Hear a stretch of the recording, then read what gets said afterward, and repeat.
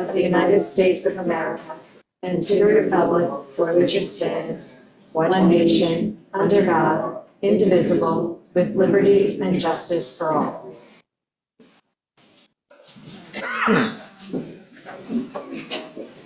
And do we have any correspondence not related to any public hearings? Do we have any public comments or questions on any of the resolutions that aren't or weren't subject to a public hearing?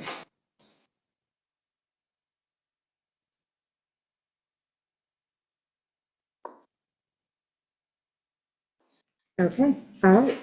All right. Meg, you get to start us off. Be it resolved that the town board of the town of Shelter Island hereby calls for a public hearing to be held on Monday, April 28th, 2025 at 6:02 PM prevailing time on the use of WQI funds towards the Cornell Cooperative Extension 5-year agreement for the Shellfish Hatchery and Nursery. So moved. Second, all in favor? Aye. Motion carried.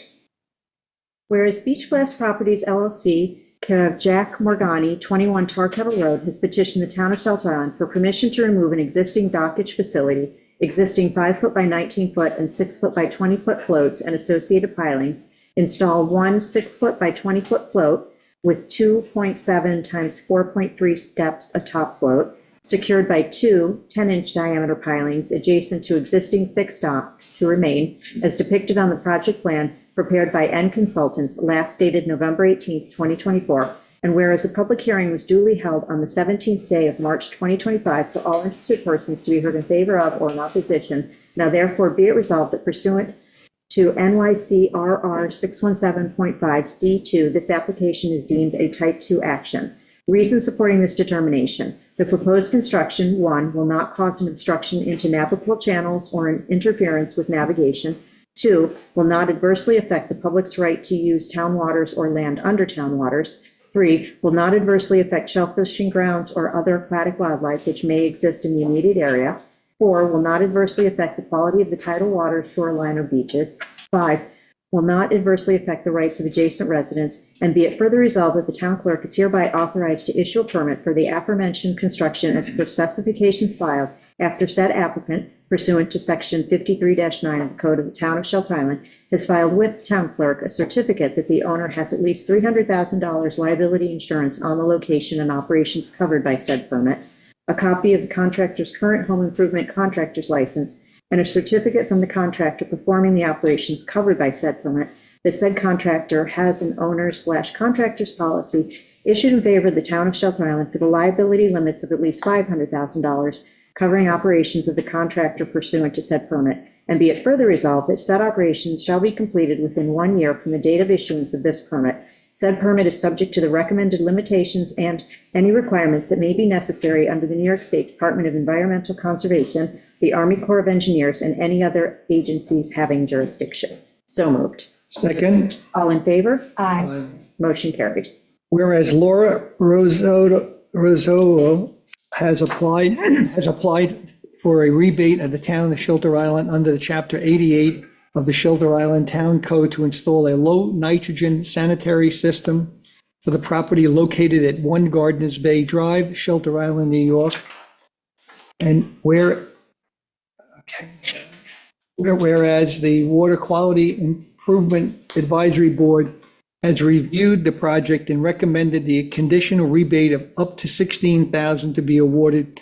Now therefore be it resolved that the town board hereby adopts the findings of the WQIAB and approves the application for a conditional rebate up to $16,000 in eligibility cost upon completion of the project and subject to the applicant's compliance with and the completion of all terms and conditions of the conditional rebate agreement.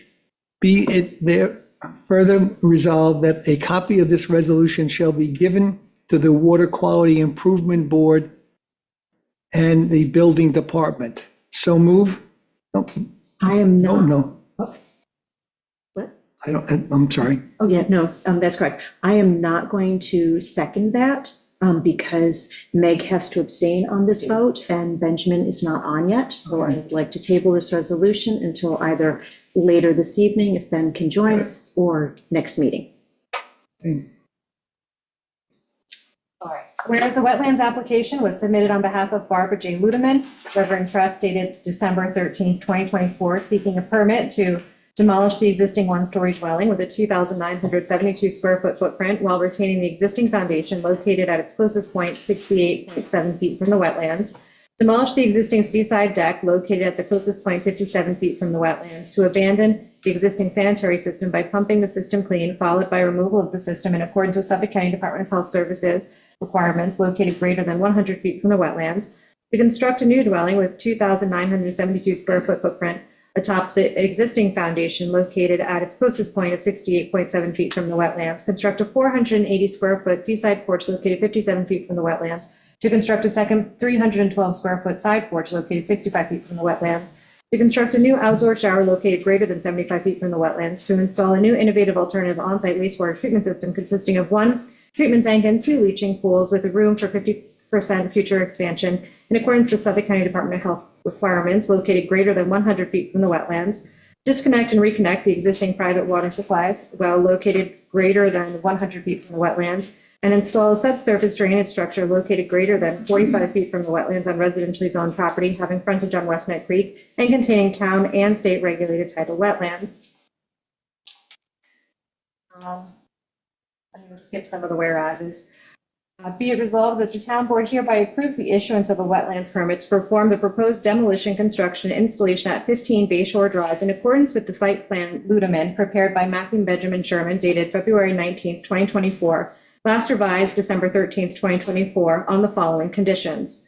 1, prior to the commencement of construction, a continuous lined wire-back silt fence screening shall be installed in a trench at a depth of 6 inches in accordance with the site plan drawing C1. The screen shall be maintained, repaired, and replaced as often as necessary to ensure that it functions properly until all disturbed areas are permanently vegetated. 2, if it is discovered that more than 25% of the existing foundation requires replacement, all work will stop pending further review and determination, if any, by the town board. 3, leaders and gutters shall be installed and piped to dry wells as shown on the site plan. 4, storage of construction materials shall be confined to the limit of clearing and ground disturbance shown on the approved plan.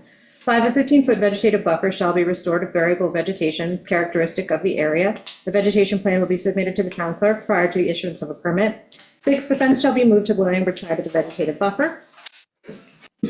7, all areas of soil disturbance resulting from the project shall be revegetated immediately upon completion of the project or within 2 days of the final grading or by the expiration date of this permit, whichever is earliest. If revegetation is impractical due to the time of year, then final revegetation shall be performed as soon as weather conditions allow.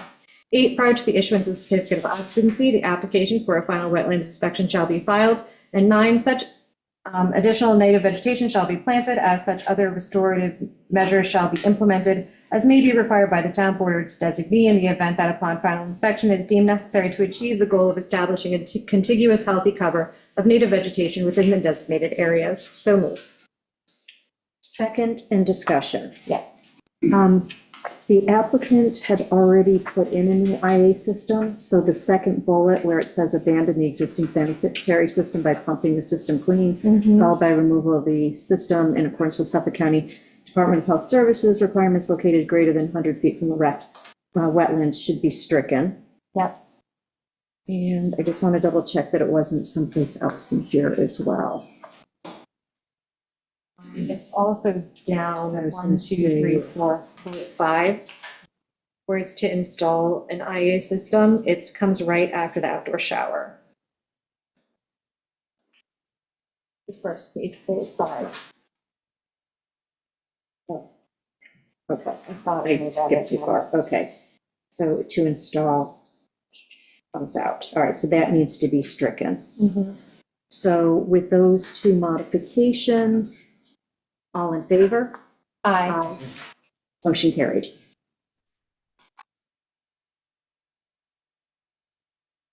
Whereas Mehmet Kever, doing business as Mr. Softy, has filed an application to conduct business on town property for 2025 summer season, and whereas the nature of the business is an ice cream truck is outlined in the application, and whereas the applicant submitted $250 application fee, and whereas the town board has reviewed the application and determined that the granting of the license is in the best interest of the town of Shelter Island, now therefore be it resolved that Mehmet Sever is hereby granted a license to operate the business as outlined in the application, subject to the following conditions. A, the business shall not exceed the period between May 1st and September 30th, 2025.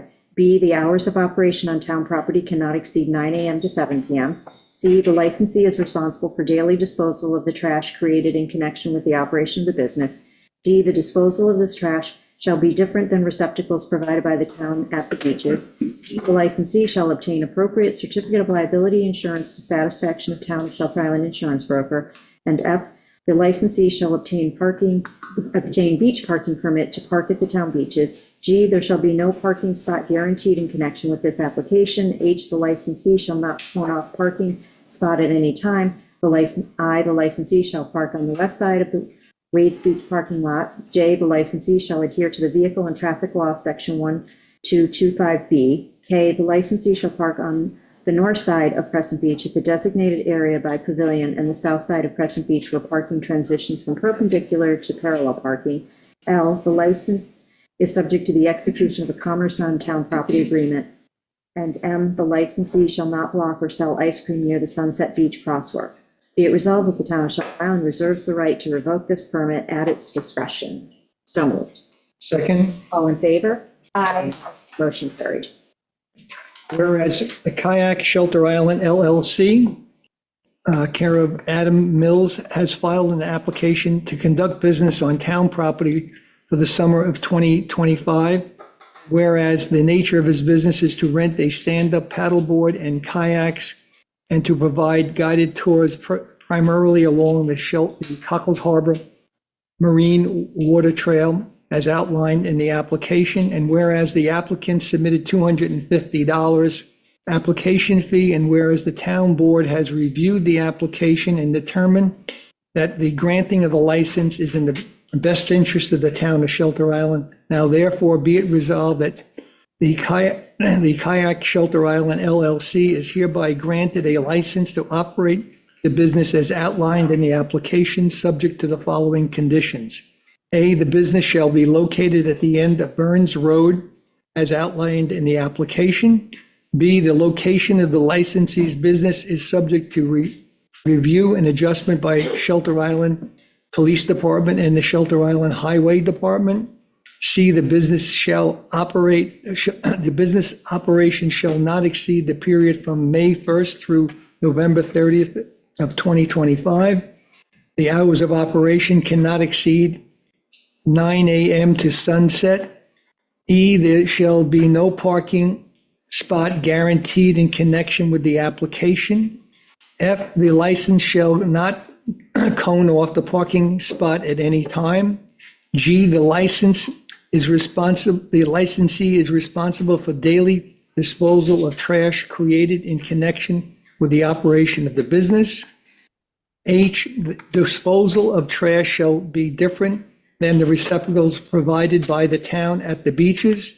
I, the licensee shall maintain an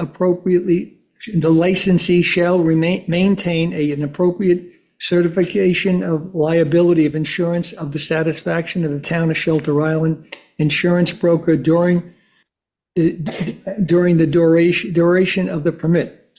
J, the license shall remove all equipment daily. K, the licensee is subject to the execution of the Commerce of the Town property agreement. Be it resolved that the town of Shelter Island reserves the right to revoke this permit at its discretion. And be it further resolved that the storing of equipment on town property is prohibited. So move. Second. All in favor? Aye. Motion carried. Whereas Between the Forks LLC, doing business as the Islander, has filed an application to conduct business on town property for the 2025 summer season, and whereas the nature of the business is a food truck at the Crescent Beach as outlined in the application, and whereas the applicant submitted $250 application fee, and whereas the town board has reviewed the application and determined that the granting of the license is in the best interest of the town of Shelter Island, now therefore be it resolved that Between the Forks LLC, doing business as the Islander, that is hereby granted a license to operate the business as outlined in the application, subject to the following conditions. A, the food truck shall be located east of the pavilion at the Crescent Beach in a spot designated by the town of Shelter Island. B, the food truck shall not block the pavilion. C, the location of the licensee's business is subject to review and adjustment by the Shelter Island Police Department and the Shelter Island Highway Department. D, the business operation shall not exceed the period between May 27th and September 2nd of 2025. The hours of operation cannot exceed 9 a.m. to 7 p.m. F, there shall be no additional parking space guaranteed in connection with this application. G, the licensee shall not cone off any parking spot at any time. H, the licensee is responsible for daily disposal of the trash created in connection with the business. I, the disposal of the trash shall be in a different receptacle than that provided by the town. J, licensees shall obtain appropriate certificate of liability insurance to satisfy the town of Shelter Island insurance broker. K, the licensee shall provide Suffolk County Department of Health Services food permit. L, the licensee provides all other necessary federal, state, and county licenses. M, the licensee shall adhere to the Vehicle and Traffic Law, Section 1225B. N, the licensee shall utilize a generator that is under 65 decibels from a distance of 25 feet. O, the licensee shall obtain operating permit from the Town of Shelter Island Building Department. The licensee is hereby subject to execution of a Commerce on Town Property Agreement. Be it resolved, the Town of Shelter Island reserves the right to revoke this permit at its discretion. So moved.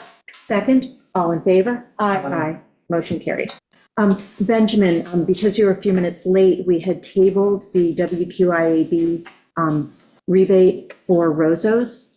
So now that you're here, Meg has to abstain, so we needed 3 of us. So whereas the Water Quality Improvement Advisory Board has reviewed the project, I should start reading. Whereas Laura Rozos has applied for a rebate from the Town of Shelter Island under Chapter 88 of the Shelter Island Town Code to install a low-nitrogen sanitary system for property located at 1 Gardner State Drive, Shelter, New York. And whereas the Water Quality Improvement Advisory Board has reviewed the project and recommended a conditional rebate of up to $16,000 be awarded, now therefore be it resolved that the Town Board hereby adopts the finding of the WQIAB and approves the applicant for a conditional rebate of up to $16,000 in eligible costs upon the completion of the project and subject to the applicant's compliance with and completion of all terms and conditions of the conditional rebate agreement. And be it further resolved that a copy of this resolution shall be given to the Water Quality Improvement Advisory Board and the Building Department. So moved.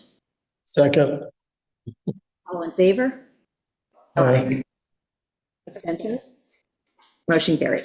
Okay. Now I can go on to where we left off.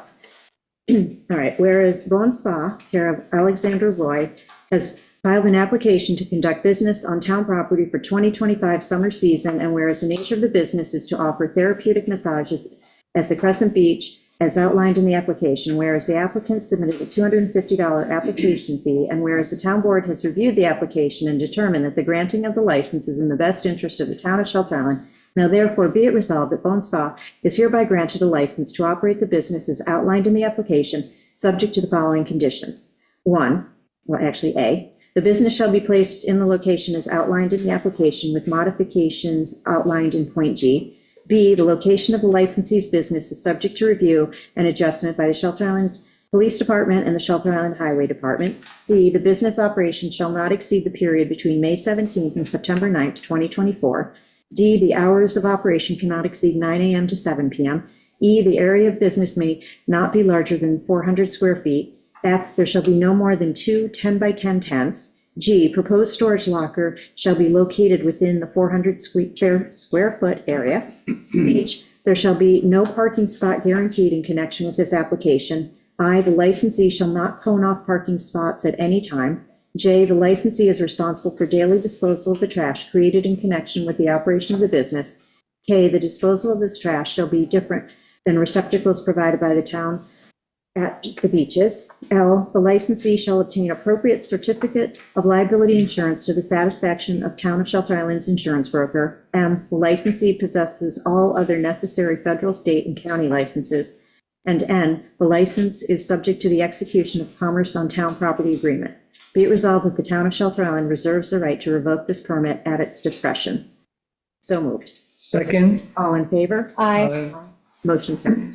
whereas Rideshare LLC, John Eckler and David Wetker has filed an application to conduct business on town property for the 2025 summer season, and whereas the nature of the business is a launch service at Crescent Beach, as outlined in their application, and whereas the applicant submitted $250 application fee, and whereas the town board has reviewed the application and determined that the granting of this license is in the best interest of the town of Shelter Island. Now therefore be it resolved that Rideshare LLC is hereby granted a license to operate the business as outlined in the application, subject to the following conditions. A proposed 10 by 10 tent shall be located on the east end of Crescent Beach. B, proposed tent shall be removed at the end of each day. C, the location of the licensee's business is subject to review and adjustment by the Shelter Island Police Department and the Shelter Island Highway Department. D, the area of business beach setup cannot be larger than 20 by 20 feet. E, the requested tent cannot be larger than 10 by 10. F, the business operation shall not exceed the period of May 17th through September 15th of 2025, and there shall be no parking spot guaranteed in connection with the application. Licensee shall not cone off the parking spot at any time. The licensee is responsible for daily disposal of trash created in connection with the operation of the business. J, the disposal of the trash shall be different from the receptacles provided by the town at town beaches. K, the licensee shall obtain appropriate certificate of liability insurance to the satisfaction of the town of Shelter Island's insurance broker. And L, the licensee possesses all necessary federal, state, and county licenses. M, the license shall be subject to the execution of the Commerce on Town Property Agreement. Be it resolved, the town of Shelter Island reserves the right to revoke this permit at its discretion. And be it further resolved that due to the nature of the business, the town of Shelter Island will not limit hours of operation. So move. Second. All in favor? Aye. Aye. Motion carried.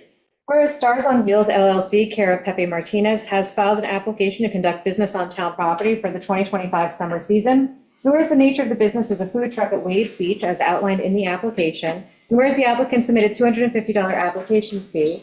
And whereas the town board has reviewed the application and determined that the granting of the license is in the best interest of the town of Shelter Island, and now therefore be it resolved that Stars on Wheels LLC is hereby granted a license to operate business as outlined in the application, subject to the following conditions. A, the food truck shall be located in the paved area north of the public restroom, adjacent to the large bocce ball courts. The rest of the conditions are the same as the conditions that were imposed on the Islander. So be it resolved that the town of Shelter Island hereby reserves the right to revoke this permit at its discretion. So moved. Second. All in favor? Aye. Aye. Motion carried. Whereas Trent Firestein has filed an application to conduct business on town property for the 2025 summer season, and whereas the nature of the business is to provide balance and coordination fitness classes as outlined in the application, and whereas the applicant submitted a $250 application fee, and whereas the town board has reviewed the application and determined that the granting of the license is in the best interest of the town of Shelter Island, now therefore be it resolved that Trent Firestein is hereby granted a license to operate the business as outlined in the application, subject to the following conditions. A, the business shall be located as outlined in the application. B, the location of the licensee's business is subject to review and adjustment by the Shelter Island Police Department and the Shelter Island Highway Department. The hours of operation cannot exceed 9 a.m. to 10 a.m. D, the operation area of business cannot be larger than 20 feet by 20 feet. E, there shall be no parking spot guaranteed in connection with this application. F, the licensee shall not clone off any parking spots at any time. G, the licensee is responsible for daily disposal of the trash created in connection with the operation of the business. H, the disposal of this trash shall be different than receptacles provided by the town at the beaches. I, the licensee, shall obtain appropriate certificate of liability insurance to satisfaction of town of Shelter Island insurance broker. And J, the license is subject to the execution of a Commerce on Town Property Agreement. Be it resolved that the town of Shelter Island reserves the right to revoke this permit at its discretion. So moved. Second. All in favor? Aye. Carried. Whereas Venture Out, care of Matthew Stromberg, has filed an application to conduct a business on town property for the 2025 summer season, and whereas the nature of the business is to rent stand-up paddle boards, kayaks, and conduct beach yoga program, group classes, and similar as outlined in the application. And whereas the applicant has submitted $250 application fee, and whereas the town board has reviewed the application and determined that the granting of the license is in the best interest of the town of Shelter Island. Now therefore be it resolved that Venture Out Shelter Island LLC is hereby granted a license to operate the business as outlined in the application, subject to the following conditions. My letters are off, but let's see, the business shall be contained in a 400-foot area establishing at the beginning of the season and designated by 2 flags. 2, the location of the licensee's business is subject to review and adjustment by Shelter Island Police Department and the Shelter Island Highway Department. 3, the business shall not exceed the period from May 1st to October 10th of 2025. The hours of operation cannot exceed 7 a.m. to 8 p.m. The operation area of the business cannot be larger than 20 by 20. The requested tent cannot be larger than 10 by 10. The proposed locker storage shall be located within the 20-foot by 20-foot area. There shall be no parking spot granted in connection with this application. The licensee shall not cone off the parking, but can safely be there for no more than 10 minutes. The licensee is responsible for daily disposal of trash in connection with the operation of the business. The disposal of the trash shall be different than the receptacles provided by the town at beaches. The licensee shall obtain appropriate certificate of liability insurance to the satisfaction of the town of Shelter Island insurance broker. The licensee is subject to execution of a Commerce of the Town property agreement. Be it resolved, the town of Shelter Island reserves the right to revoke this permit at its discretion. So moved. Second? Discussion?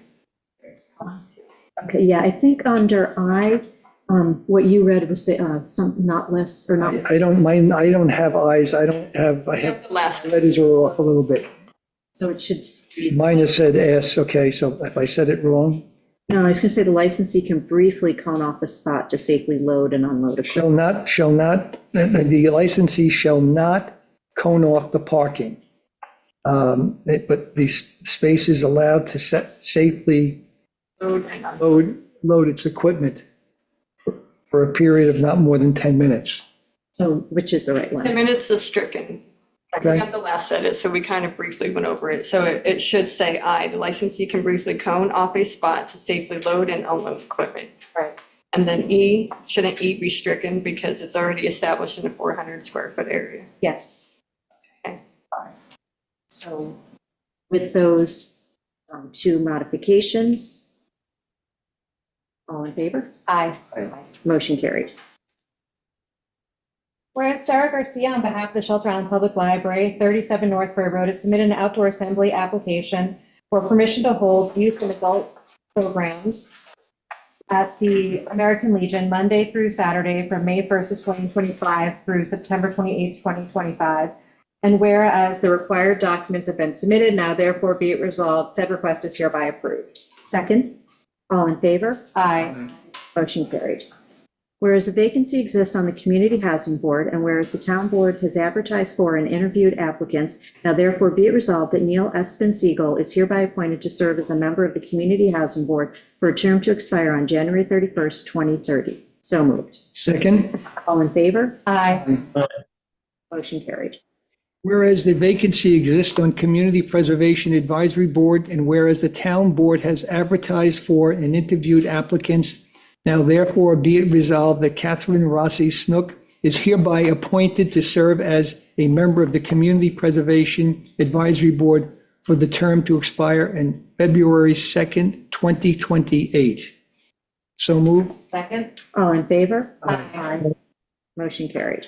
Be it resolved that resolution number 77 of 2025 is hereby amended to read as follows. Whereas Reed Karen has met the civil service requirements for principal building inspector, now therefore be it resolved that Reed Karen is hereby appointed as principal building inspector to be paid as per the 2025 budget effective March 31st, 2025. So moved. Second.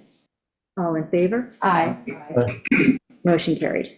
Be it resolved that Resolution 78-25 is hereby amended to read as follows. Whereas Brett Polshuk has met the civil service requirements for senior building inspector, now therefore be it resolved that Brett Polshuk is hereby appointed as senior building inspector to be paid as per the 2025 budget effective March 31st, 2025. So moved. Second, All in favor? Aye. Motion carried. whereas the town of Shelter Island has established a town of Shelter Island purchasing policy and procedures which was effective April 1st, 2014, and amended in February 8th of 2019 and April 7th of 2025. And whereas the policy must be reviewed annually, and whereas the town board has reviewed the aforementioned policy and suggest amendments, now therefore be it resolved that the said policy dated April 7th, 2025 is hereby approved and adopted for the year 2025. So move. Second. All in favor? Aye. Motion carried. Whereas the primary purpose of the town in acquiring and maintaining the community center is to provide a facility for the town's youth programs, and whereas other uses will be allowed provided they do not unduly disrupt the youth program, the town of Shelter Island will entertain applications for the use of the main floor of the community center to residents when the facility is not being used for town of Shelter Island sponsored youth programs or other town programs. The policy is going to be available on the website. It will also be on the recreation webpage. Be it resolved that the supervisor is hereby authorized to sign the agreement between the town of Shelter Island, Sorry, that's a separate resolution. Yeah, I didn't put it on. Next one.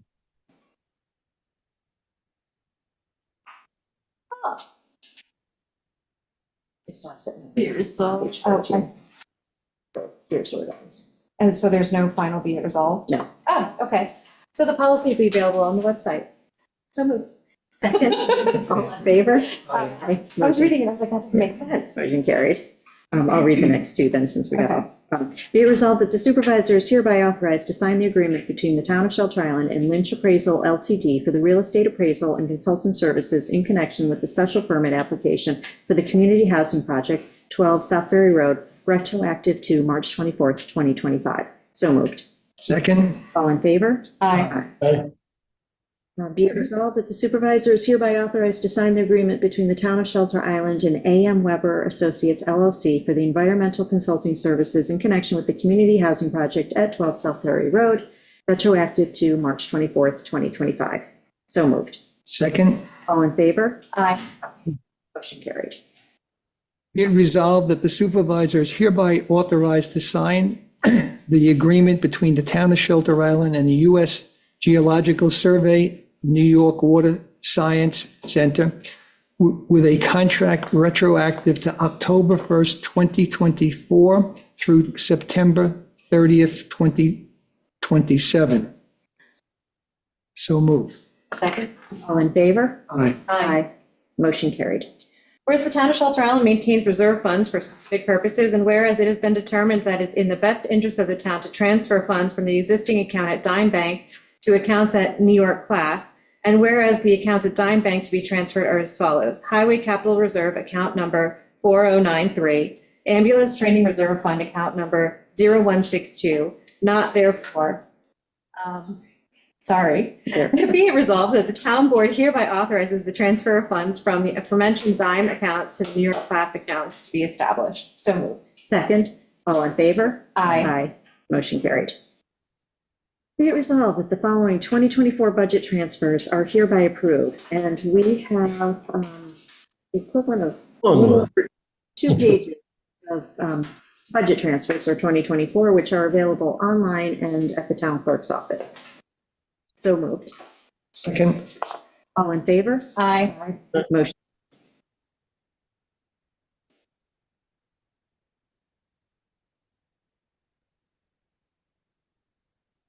I lost something here. 17. Be resolved the Okay. following. Be it resolved, the following 2025 budget modifications are hereby approved. $100 increase to the 2025 A2701 refund from the prior year's expenditures account to the fund to be funded by the reimbursement check from Home Depot, and $100 increase in the 2025 A1490.414 Public Works Town Hall and Other Buildings account. $6,397.68 increase to the 2025 A2680 Insurance Recovery Revenue account to be funded by the reimbursement check from the NYMIR for claim number TSH-2025-001-001 for the balance of the claim, and $6,397.68 increase to the 2025 A3120.400 police maintenance account, increase the A1170 franchise fees, Cablevision by $15,000, increase the A1680.276 IT equipment to recognize the grant received through Suffolk Cable of Shelter Island for upgrades to Channel 22 equipment. So move. Second? All in favor? Aye. Motion carried. Be it resolved that the supervisor is hereby authorized and directed to expend the sum of $17,500 from the A1680-476 computer maintenance account to East End Computers LLC for the yearly data service with a term of January 1st, 2025 to December 31st of 2025. So moved. Second, all in favor? Aye. Motion carried. Be it resolved that the supervisor is hereby authorized and directed to expend the sum of $12,540.27 from the A3120.491 PD contracts account to Central Square Technologies for the annual software maintenance fee. So moved. Second, All in favor? Aye. Motion carried. be it resolved that the 2024 general claim number 2716 in the amount of $4,065.74 is hereby approved for payment as audited, and the supervisor and/or any town board member is hereby authorized and directed to sign the approval for payment of same. So move. Second? All in favor? Aye. Motion carried. Be it resolved that the 2025 general claims numbered 435 through 572 in the amount of $152,521.98. The 2025 Community Preservation Funds claimed number 4 and 6 in the amount of $922.46. The 2025 Water Quality Improvement Fund claim number 5 in the amount of $22.66. And the 2025 Highway claim numbers 41 through 53 in the amount of $22,742.35 are hereby approved for payment as audited, and the supervisor and board member is hereby authorized and directed to sign the approval for payment of the same. So moved. Second, all in favor? Aye. Aye. Motion carried. All right, that concludes that portion of the meeting, so we will adjourn and go into the first public hearing of the evening. Amber, if you would read the notice. Application of Isabel Catherine Brightheart Beach, 10 Beach Club Drive, for permission to remove existing stairs leading from bulkhead to beach, remove and dispose of 144 feet of existing bulkhead, construct 144 feet of new bulkhead consisting of 125 feet of face with a 19-foot return, install rock armoring in front of new bulkhead consisting of 1 row of 2-ton rock on bedding stone, remove and dispose of existing 29-foot, 6-inch by 6-inch retaining wall, construct 29-foot stone retaining wall and 36-foot stone retaining wall consisting of 1 to 2-ton stone, remove and dispose of existing approximately 74 feet of jetty, construct new 72-foot jetty in kind in place, construct new stairs leading from bulkhead to beach in kind and place as per plans submitted by Costello Marine, last revised November 27, 2024. We do not have a report from the Water Management Advisory Committee. They will review it on April 14th. But we will open the hearing for anyone who wants to speak on this. Do we have someone representing the applicant?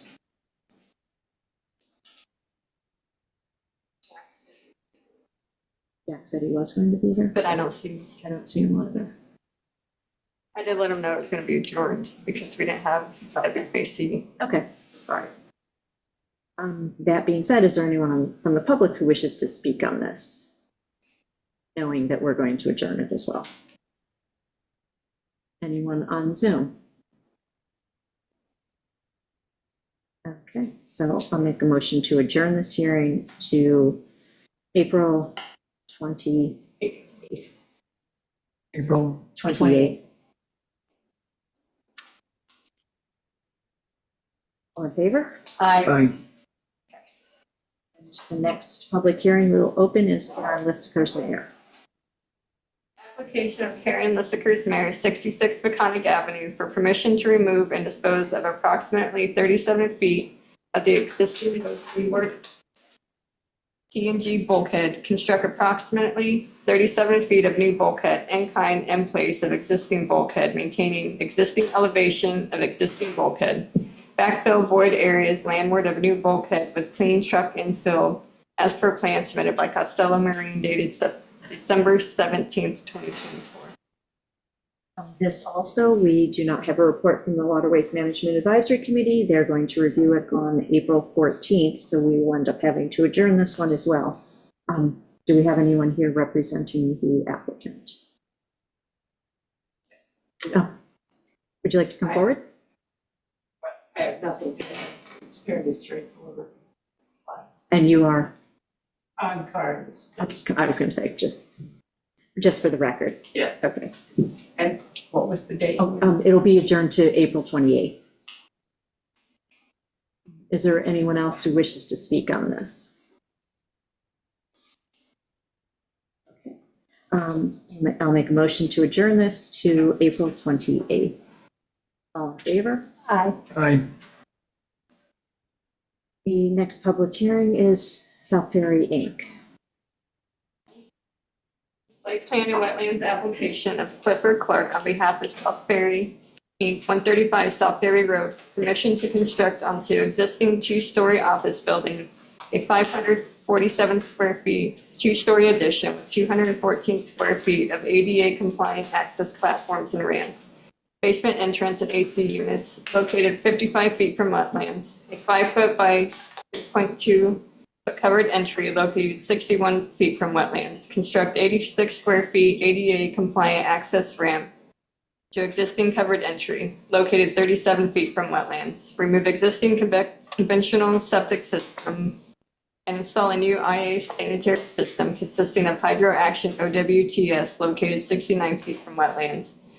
Remove existing 30 square feet basement entrance and 303 square feet asphalt surface from wetlands regulated area. Install stormwater drainage system. Use approximately 407 cubic yards of clean fill to be trucked in from upland source to backfill proposed septic and drainage systems and establish up to 19-foot wide, approximately 949 square feet expansion of existing vegetated wetlands buffer in the place of existing lawn, to be planted with Cape American beach grass, maintaining a 4-foot wide path to existing steps, all as depicted on the site plan prepared by F. Michael Hemmer, LSPC, last dated November 15, 2024. Reports from the planning board. So the planning board did their report on March 12th, 2025. They looked at it for both a wetlands and a site plan review, so they're looking at it together. They looked at interior circulation and parking. They didn't see any concerns with that. The plantings that are being proposed seem sufficient, and they said that they would defer to the environmental consultant on some of the plantings. They said the building's not currently quite ADA compliant, so this would be an improvement because you have an ADA entry available. Visually, it looks more like a residential home than a commercial structure, which is a good thing. There's no screening necessary for mechanicals. The existing development kind of goes in line with the comprehensive plan. Comprehensive plan notes that the ferry is a crucial part of island community, and so it does support the ferry in this endeavor. Pavement. The project involves removing a small paved area near the original structure, but no additional pavement. The driveway is gravel, and the addition of beach grass encourages preventing runoff. The lighting, I know that the site plan did not include specifics about lighting, but the applicant did submit a lighting plan for the posts around the parking area, so that they've received since then, since this was written. Size, it does not. District AA residential, the lot coverage shall not exceed 25% by buildings or 40% by impervious surfaces, including buildings, proposed building, and any impervious surface coverage are within the limits. The existing administrative office is already within 100 feet of the wetlands because it's pre-existing. It's minimal build out, and it's in order to provide ADA compliance measures. They're putting in an IA system. There is a question about whether or not the IA system could be sited further than 69 feet from the wetlands and make it so it's completely outside the vegetative buffer.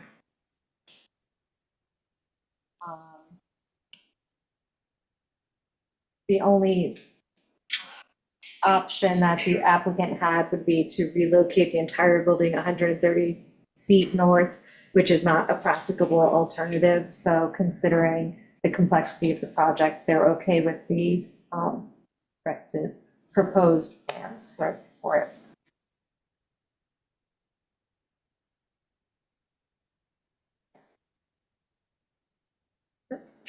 Okay. I have two reports from Conservation Advisory Council on the wetlands application. They said there's no Suffolk County Health Department approval for an IA system in that location. And we have It looks like we have one. And then according to DEC requirements for concrete installation in the wetlands, there should be no leaching concrete used, and it has to be weatherproof forms for pouring.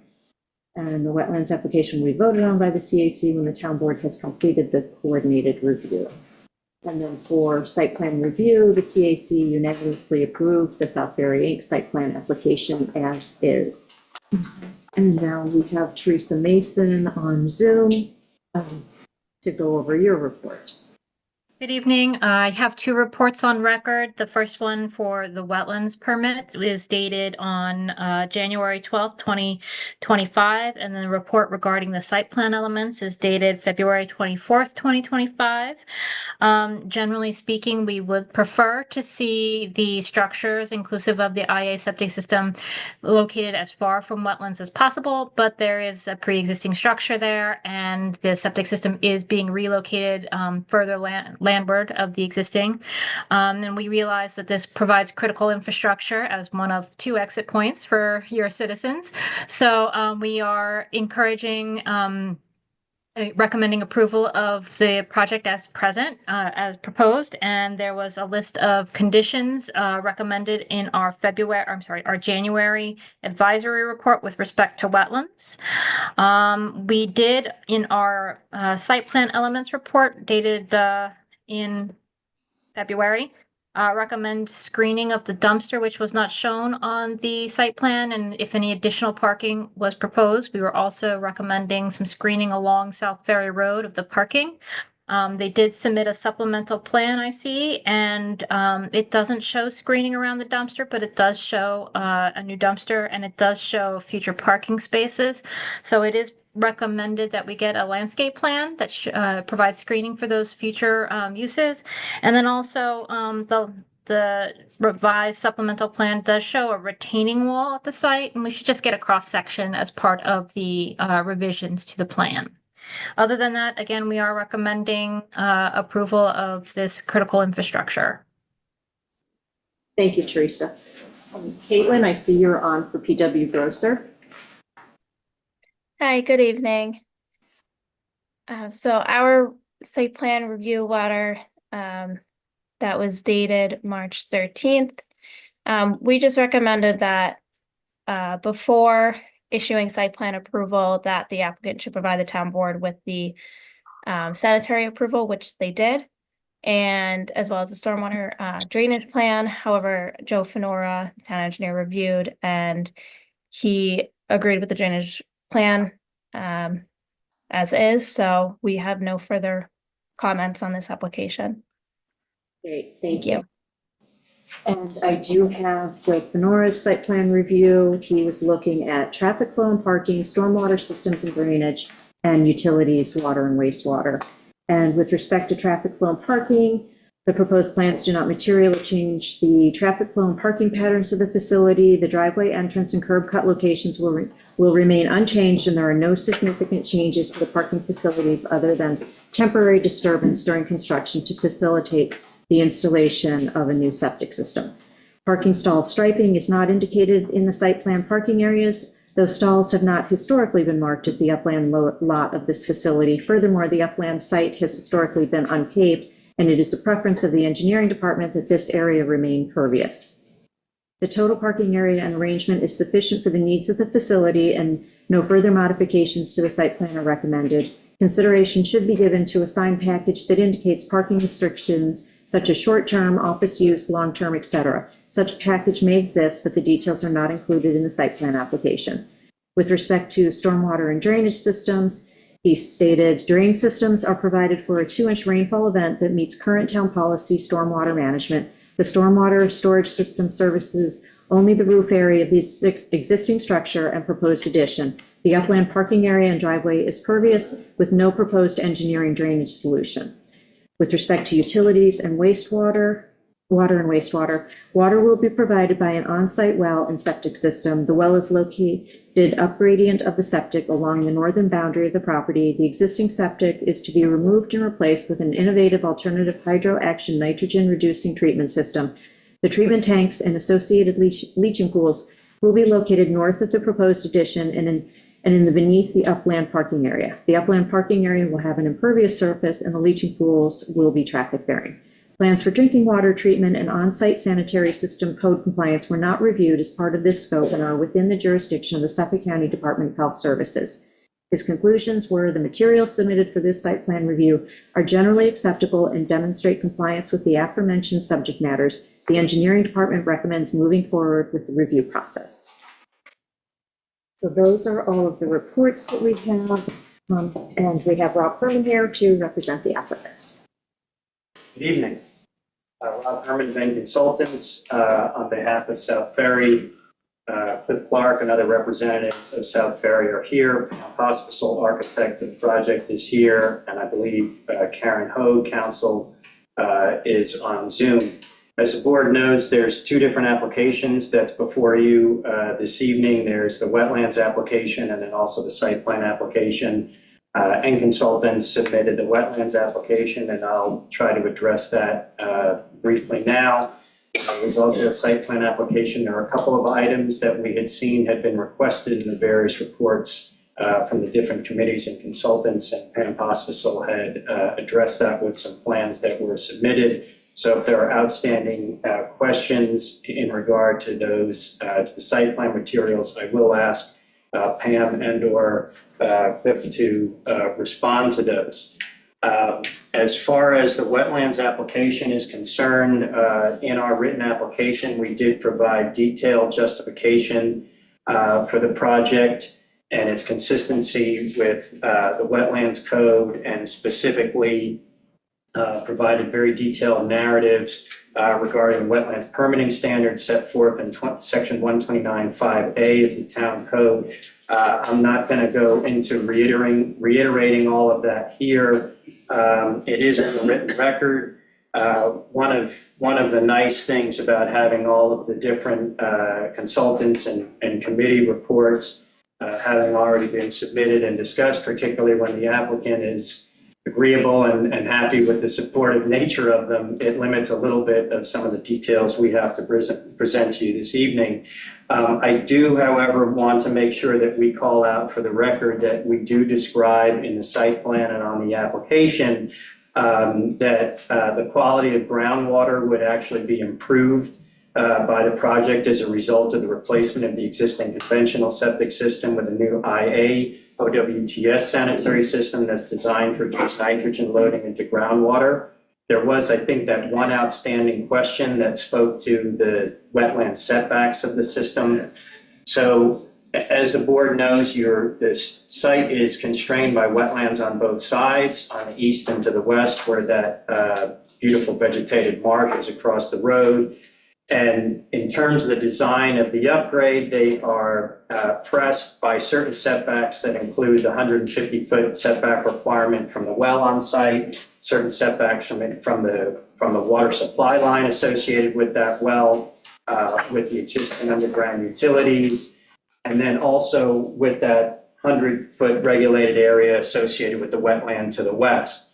So what was done with the system, which also has to try to balance concerns with elevations and vertical separation distance from groundwater, the more you move to the road, the more that elevation quickly drops.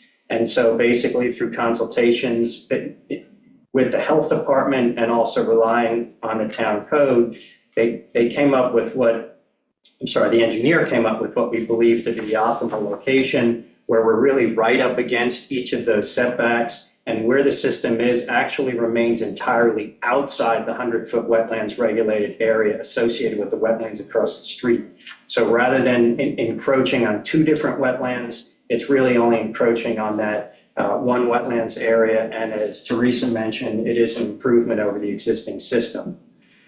We also argue in our application, well, not argue, but present in our application that we are creating an approximately 949 square foot, up to 19-foot wide expansion of the existing naturally vegetated buffer that exists now between the building and the revetted shoreline to the east by replacing the existing lawn with Cape American beach grass, thus increasing the separation distance between potentially treated lawn and adjacent wetlands, reducing the area of maintained and potentially treated turf lawn within the vegetated buffer, and enhancing the buffer's ability to absorb, recharge, and filter excess nutrients and potential contaminants before they reach Shelter Island Sound. Finally, to mitigate and partially offset the additionally proposed impervious surface area within the wetlands regulated area, the project includes installation of a proposed stormwater drainage system and the removal of 337 square feet of existing impervious surfaces from within the wetlands regulated area, including 303 square feet of asphalt surface from the 75-foot vegetated buffer. All the other comments that were contained in the various advisory reports did also discuss the need for the project, the justifiability of the project, and its lack of adverse impacts on the surrounding wetlands, and in fact, improvements to the overall environmental condition of the property as I just described. So with that, I would just turn it over back to you if you have any specific questions, and/or if Pam wants to speak to any of the site plan review issues. I know there were some questions that had to do with the future parking, lighting, et cetera, which get a little bit outside my bailiwick, fortunately, and I'll put that over to Pam. Do any of the town board members have questions? I do not. I was gonna say, you just answered mine about the IA system placement. Gordon? Benjamin? Nope. Anyone in the physical audience who has any questions?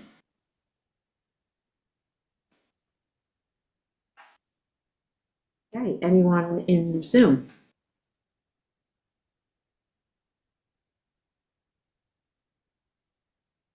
Pam?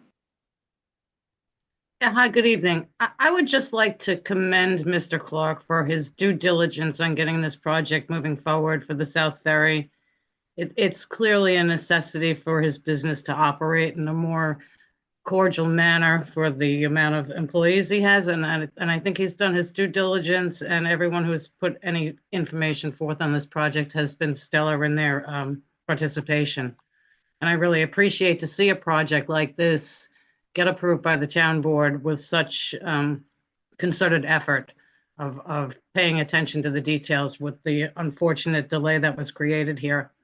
And I just want to, again, commend Mr. Clark and everyone that he hired to have this project move forward. Thank you. Thank you, Pam.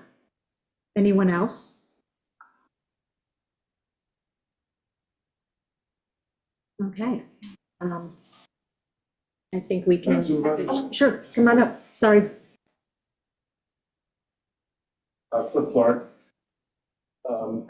First of all, I want to give all the credit to my staff, Scott, Britt, and Rob. It's been a great team. So they've done all the work. I just want to say that I'm grateful on behalf of the company for the fact that you are moving these two concurrently, both these permit applications. Unfortunate things happened and we got a little muddied up there, but life goes on. Nobody couldn't get across the ferry because of these delays, so that's the main purpose of doing it. But I just want to thank you for moving the two together simultaneously. And we feel like we have a good project. I have a question to take it up as far as landscaping. It was talked about on the road between that and our, I'm not sure what that would look like or what the benefit of that would be. And I certainly don't want to have anything up there that's tall enough to block the view of people being able to look over toward Neshomic and have that nice look while they're waiting in line at 6 o'clock in the morning, the sun just coming. So I would like some clarification on what kind of landscaping and what the value of that might be. It doesn't have to be tonight, but we're not agreeing to anything massive in there at this point. You want a few flowers in there. We already got people that take that. Scott, you get some flowers in there. If we're going to grab a chair, we'll take care of that. Reasonable stuff. We're not going to get crazy. So, if anybody has any clarification on that now, or we just have that as a. I don't care what I'm not saying. I don't want this to hold up your vote tonight. I just want to let you know that we'd like to have a further conversation. Actually, it won't hold up the vote tonight because we aren't able to vote on it the same night as a public hearing. When will the vote be? Well, actually, that was a question for you. We would need Tomorrow? to. That works for me. We can't get a resolution drafted that quickly, but we can, since the two waterways applications are going to get bumped from tomorrow's agenda, we could put this on for tomorrow's agenda and potentially be able to vote on it on the 14th. Well, the 28th, yeah, we could do it sooner if you're trying to get construction underway. I just met with Jason Shields, and he's the one that's going to be the contractor. He needs to have some idea before we start lining some people up. We'd like to let's start building maybe by June, earlier if possible, but we have Do a special, people interested in getting to work. Special on the 14th. around to do a special on you for Easter. Could you do that? Would that work? We could do it on the 14th, yes. And, I mean, it's only a week, so it's not at the end of the world, but Yeah. we are trying to, we're not trying to get too much involved through the whole summer with these beach projects. Yeah, The that's. office manager has really beat me up over where is my office? Jim needs a place to work, let's just say it. So, anyway, Yeah. all you can do, would appreciate it, and thank you for taking the part. That's much appreciated. Okay, thanks. And I'm trying to think where, in which of the reports the vegetation came from. Was that Oh, from? Teresa. Oh, yeah, I was going to say Teresa, that was out of your report, correct? Yes, that was from my report. Generally speaking, it's good planning practice to screen dumpsters and other unsightly infrastructure.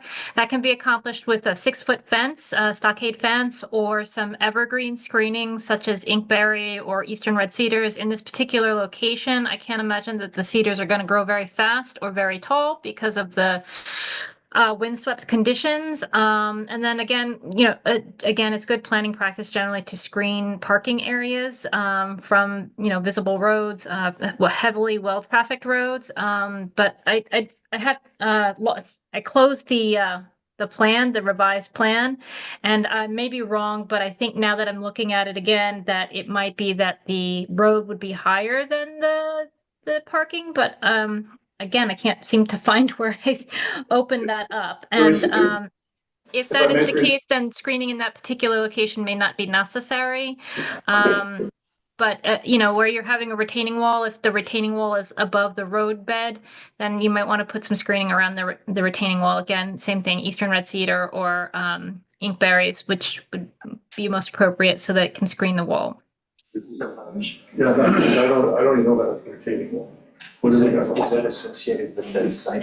Yeah. First of all, Teresa, while you talk, we've had a dumpster up there since 1986, nobody knew it. We always block stuff like that, that's just who we are. The other part I was concerned about was between 114 and the parking area. Yeah. This Pam was gonna. Okay. Just to clarify, Pam Pospisil, Architects, the retaining wall is something that is proposed if we put in that future parking. We do not, by code, need to change the parking, and that would be the direction we would like to go. But if in the future we should need additional parking, then we propose there's 4 spaces sort of ghosted in there on that plan, then a retaining wall would be needed, but that's not the intent to put that in at this time. And we're not talking about a large wall at all, are we? No. No, it's just No, to create the grade so we can get a flat To hold parking area. the parking lot in place when we put it all, okay? So it's, anyway, I think we have a conversation going, but we certainly will cover the dumpsters as we always have.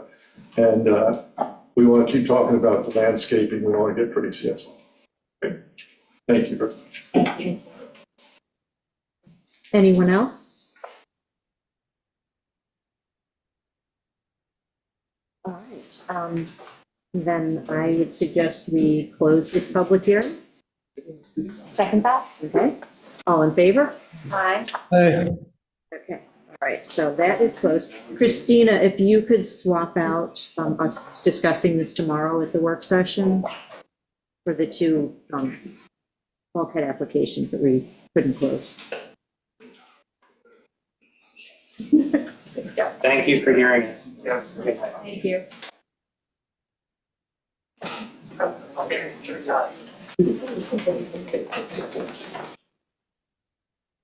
Yes.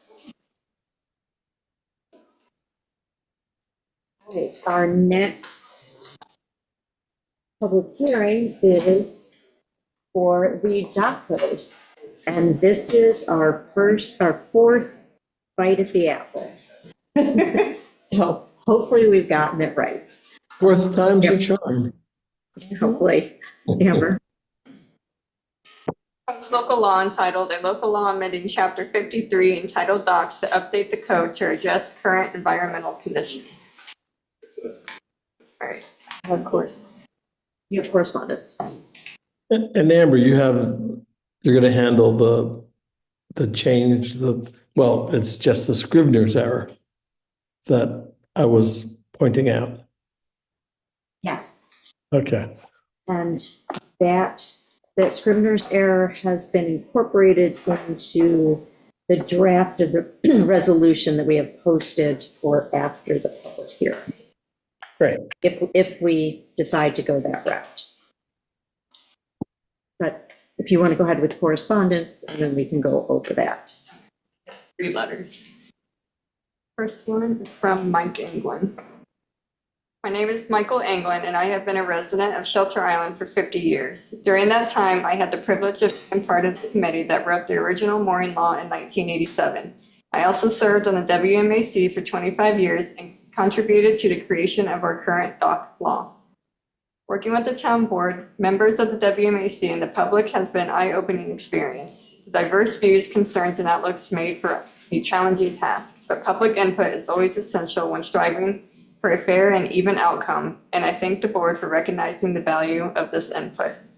No law or ordinance is ever perfect for all the conditions it is designed to manage. Reviewing our codes and protocols is an ever-evolving process and is not taken lightly.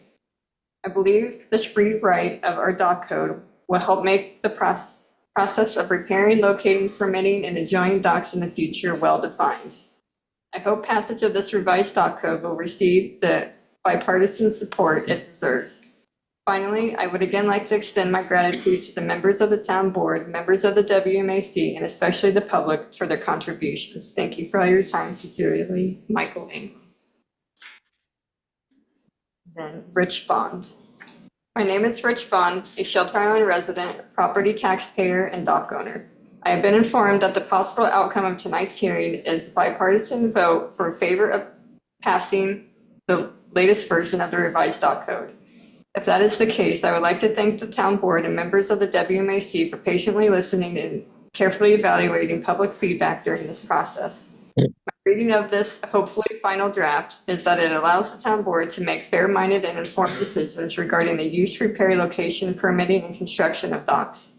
If for some reason the latest version is not approved, I will continue to make constructive suggestions on how to improve it in the next revision. Thank you again for being good listeners and for being willing to receive and act on common sense public input. Sincerely, Rich Bond. And Peter Reach.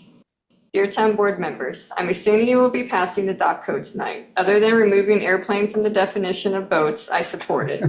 While it was a long drawn out process, that's the way a democracy is supposed to work. I appreciate the board listening to the public and working together to come up with this latest draft, and commend Supervisor Brock Williams for her control of the 2 long hearings, which felt like at times could have gotten very heated. Very truly yours, Peter Reach. That's all done. We will open this up to the public. Anyone in the physical audience who wishes to speak on this?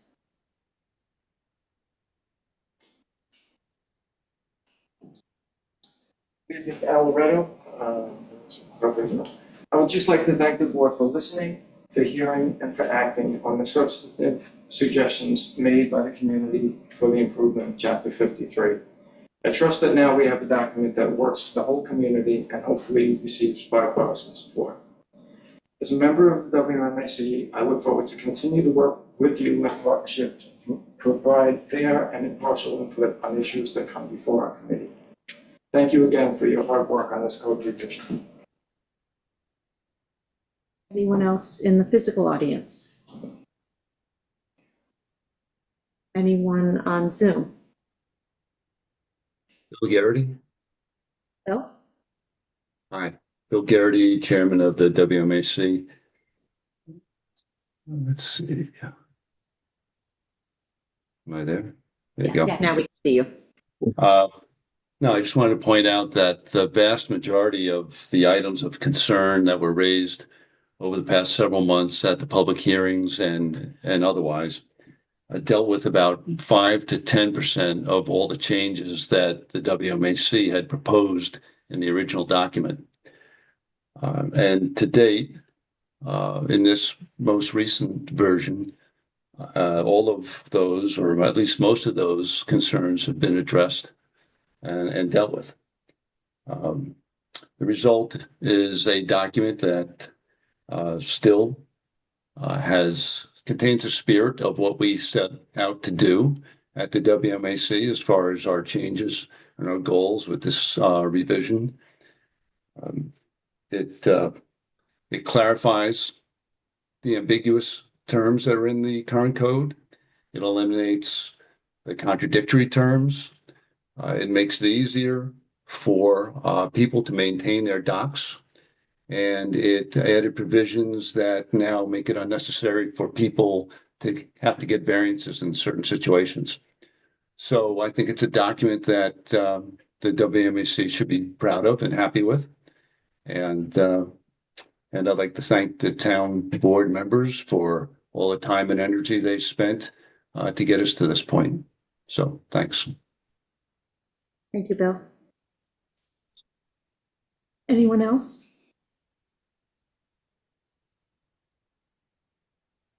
Going once, going twice. The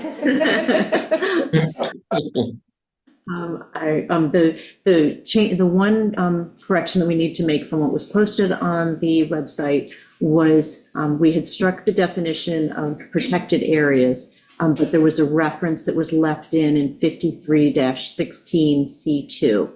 So that is being struck, and then that was C2, and so then 3 and 4 became 2 and 3.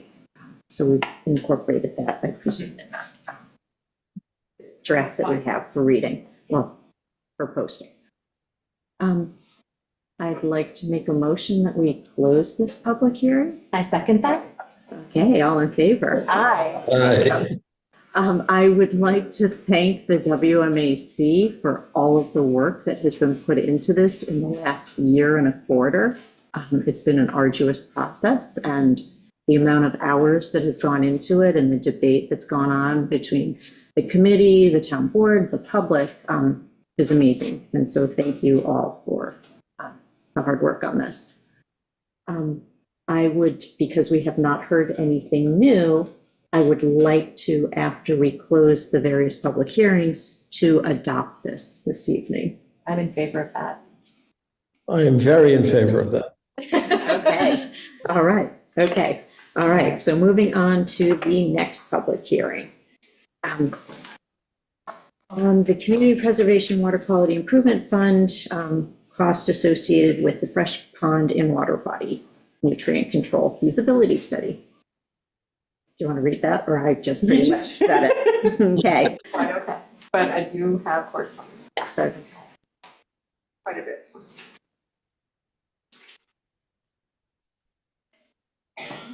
There was, just to mention it, there was one member of the public that couldn't seem to find the study, the water body nutrient control feasibility study. Can you point to it on the website for everybody?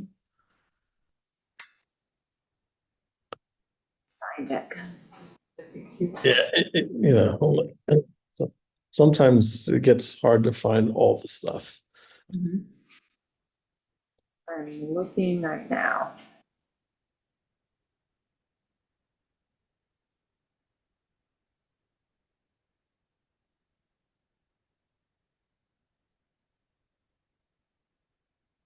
Actually, I don't see it in the upcoming hearings, pending laws, or discussion documents, so is it on the committee page?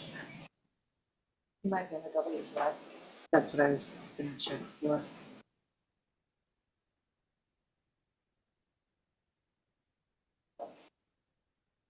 So it is on the Water Quality Improvement Advisory Board page under Fresh Pond Project Information. It has the engineering final report. It has the executive summary. Both of those are from Lombardo. It also has the remediation project proposal, along with some commentary about the vegetation removal that they were doing with the floating thresher, is what we call that. So it is all on the WQI page. The Down at the WQI. bottom. It's on the WQI page under discussion documents, and it's the bottom Fresh Pond project information, and there's 1, 2, 3, 4, 5 documents. Thank you. You're welcome. Is there anyone in the public who wishes to? Oh, letters. Yeah, sorry. Got distracted. So from Jim and Diane Murphy. We support the WQI Board's allocation of $32,000 in funding that the Fresh Pond Association is appealing for in the next phase of Fresh Pond remedy. Oh my gosh. Mediation. We hope you agree that one of the highest priorities on the island is to help keep the lakes, bays, and aquifers as pristine as we can. Regards, Jim and Diane.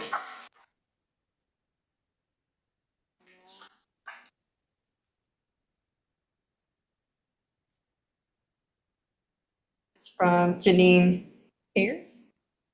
Holding in mind the preservation of Shelter Island as peaceful, thriving, and healthy environment, I am committed to supporting the Water Quality Improvement Committee Board's allocation of $32,500 for the next phase of the Fresh Pond remediation project.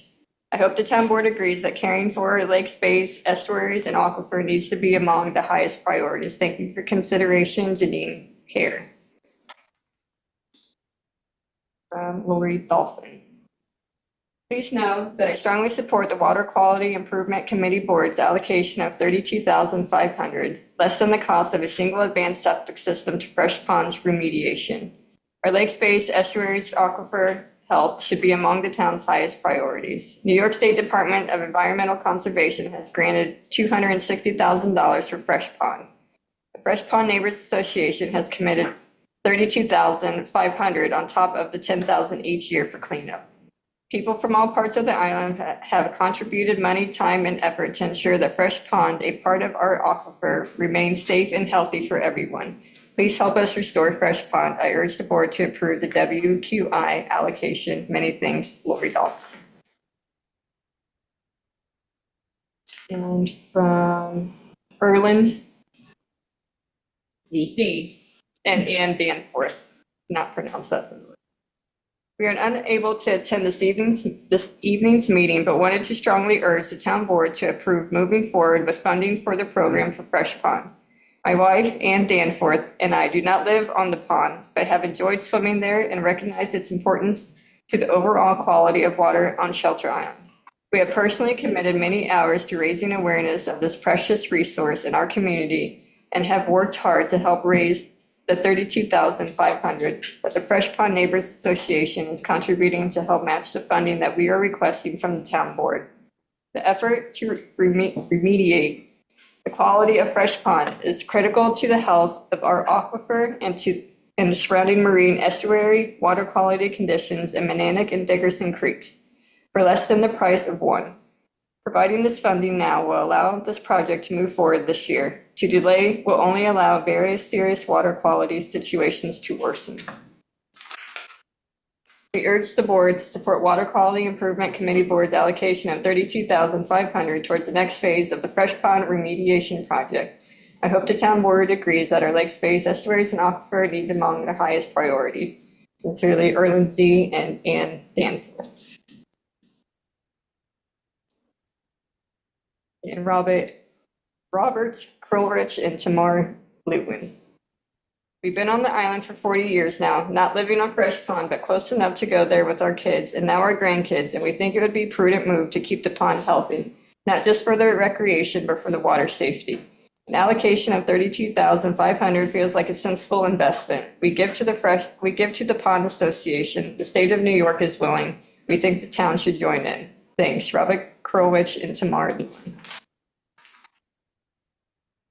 And Lori Beardring. Unable to attend tonight's public hearing. First, I would like to say what a beautiful asset Fresh Pond is to our island. It's a beautiful, peaceful place to watch the sunrise or watch the plentiful wildlife. However, with so many projects the town has before them that require money to support in limited WQI funds, I would strongly urge you to wait for grant money to pay for this request and use the WQI funds for something that no grant money is available for, even if it means waiting to do this pilot work. Priorities must be established. According to the town board and WQI meetings, the WQI has already provided a large amount of $154,000 for the Fresh Pond project, in addition to funds by the Fresh Pond neighbors who have generously contributed funds. I am concerned about what happens after the pilot program is complete and another approximately $600,000 in funds is needed to complete this project as designed by Lombardo Associates. Where will that money come from to complete the project? In addition, I request the Capital Planning and Grants Committee to be reopened to the public, reviewing minutes in which was closed in 2022. The taxpayers have a right to know what is being planned and when, what grants are being secured, their amounts, and how their money is being spent. Thank you, Lori B. Ring. Thank you. Just to recap, since Joe is not here, the total cost for this pilot phase of the project is an estimated cost of $325,000. We have received a New York State Water Quality Improvement Program grant not to exceed $260,000. So that leaves $65,000 to be funded. Fresh Pond Neighbors Association has committed to paying for half of that, $32,500, and then WQI is what we're discussing tonight is the $32,500. However, subsequent to us setting this public hearing, we were made aware of an additional grant through the county, which is a soil and water grant up to $50,000. So we've put that application in. We're hoping to hear from that within the next couple of months before the work commences on this. So if we were to obtain that grant, then it would negate the need for WQI grant, and it would reduce the amount from 32,500 that Fresh Pond Neighbors Association would be contributing down to 15,000. So we'll keep our fingers crossed on that one, but just so that we can proceed with the project, that's why we're having this public hearing. And if we can't procure the $50,000 grant, then we would move forward with this. But that's kind of like the layout of the funding sources.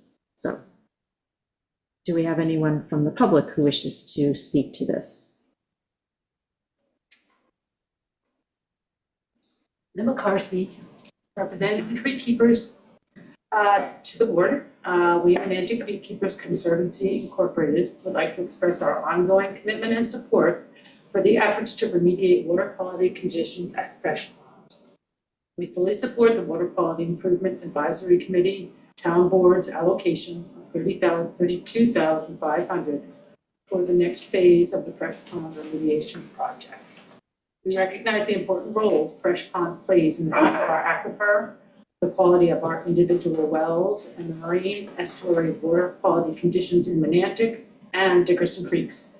We trust the town board agrees that our lakes, bays, estuaries, and the aquifer need to be among our highest priorities. We strongly urge the town board to approve moving forward with funding for the program for Fresh Pond, which has received significant grant funding from the state of New York. Providing this funding now will allow this project to move forward this year. To delay will only allow a very serious water quality situation to worsen. We stand behind the Fresh Pond neighbors and applaud their years of hard work and fundraising. We will continue to support this effort every way we can. Thank you, and it's signed Alice Dupree, George Moon, James Murphy, Sue Townsend, Linda McCarthy, and Andrew Elliott, the Menantic Creek Keepers Conservancy Incorporated Board of Directors. Thank you.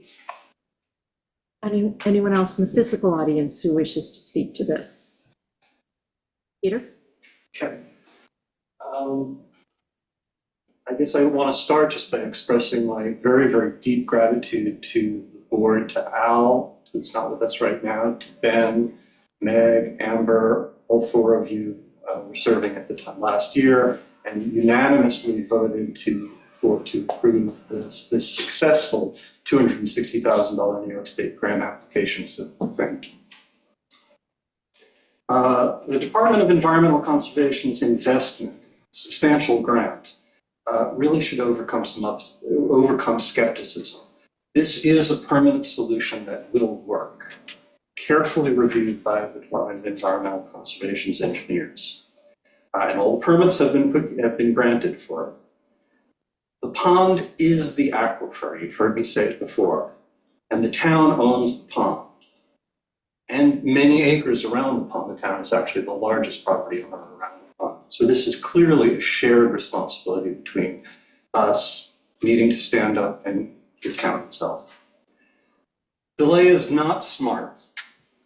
We don't want to risk serious toxic bloom in the pond or in the downstream estuaries, like what just happened 2 weeks ago in California, where dolphins and sea lions are washing up dead. The state previously funded our feasibility study. Now, 50% of our feasibility study, the town and water quality improvement fund through the town through the Water Quality Improvement Fund, and the Fresh Pond Neighbors Associations share the rest of that cost. Now the state is funding 75% of the equipment installation and initial pilot testing. There's every indication that they'll be with us and support us on the final phases, the final operation phases that we will come to. Lori's not quite right. The point of the initial pilot testing is to be able to right size the final phase. So we hope that to bring the costs substantially down from what Lori was mentioning. But I do believe the state clearly has shown that they will be with us in that phase as well.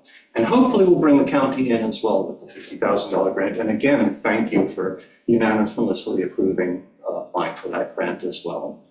The Fresh Pond Neighbors, in addition to contributing $32,500, half of the match, are paying $10,000 to $15,000 each year for short-term cleanup, which was remarkably successful last year, resulting in the pond being as clear as it's been in 25 years for a period of time.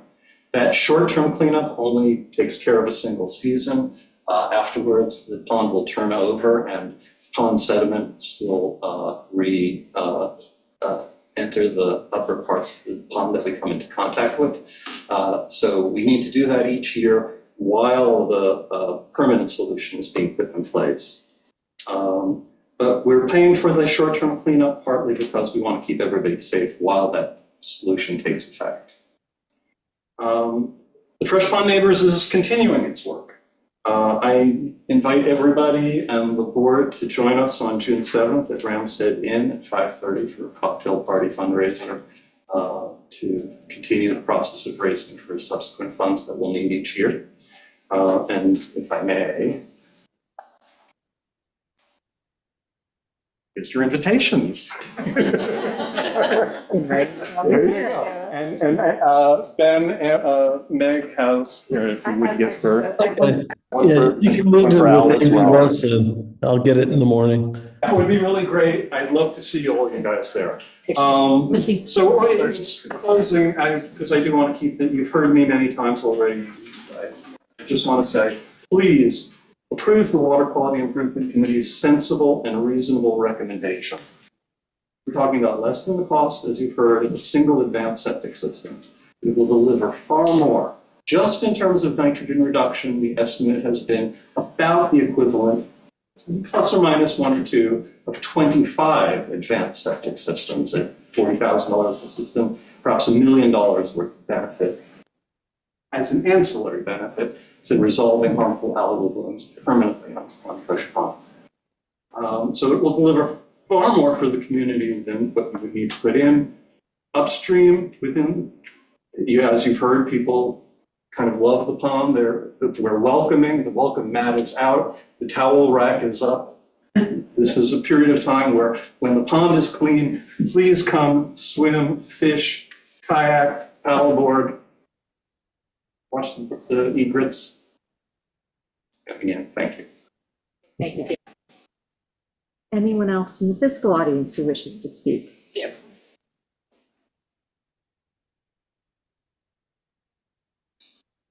My name is Alizat.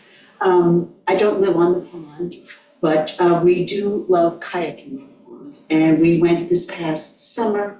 It was crystal clear, and it was a big change from how it had been previously. I understand that cleaning the pond, I'm not an environmental expert, but it seems to clean further down and seems to affect the aquifer, which are certainly very important issues on this island. So I hope that it gets approved as it's written. Anyone else in the physical audience? Hi, Deborah Grayson. Our first home on Shelter Island was a tiny seasonal rental cottage behind a house on Midway Road. The cottage faced Fresh Pond, and during the 16 years we summered there, I became enamored with the pond through my daily circumnavigation of its waters. Because I swam along the shore, I could easily see the variety and plenitude of birds. Turtles' heads would pop up here and there randomly. The water felt like champagne to me. I much preferred it to swimming in salt water. Back then the water was clear and I could occasionally see fish beneath me. We moved out of the cottage 25 years ago. At the time I assumed my pond swimming days were over, that I wouldn't want to drive all that way when Crescent Beach was just down the road. I was wrong. I still think we have a magical bit of paradise over there. Other non-pond residents must agree with me because in the summer there are always cars parked in the public access road. I feel so strongly about the value of protecting the pond that I'm on the Fresh Pond Executive Committee, even though I live miles away. Because of how I feel, I strongly support and urge you to approve the WQI allocation towards the next phase of restoring the pond to its splendor. Thank you. Anyone else in the physical audience? Anyone on Zoom? Pam? Yes, I guess I just have one question. This pilot project is to obtain data to optimize the full-scale design? That's what it says on this remediation document that Meg finally, pointed out to where it was. I'm not really sure I'm understanding what the pilot project is, if it's just to collect data and why it costs $300,000. Seems like something's missing. What am I on here? Page 1 of Lombardo's Associates report here from 2022. The pilot is essentially a first run of what the program would be over the long term.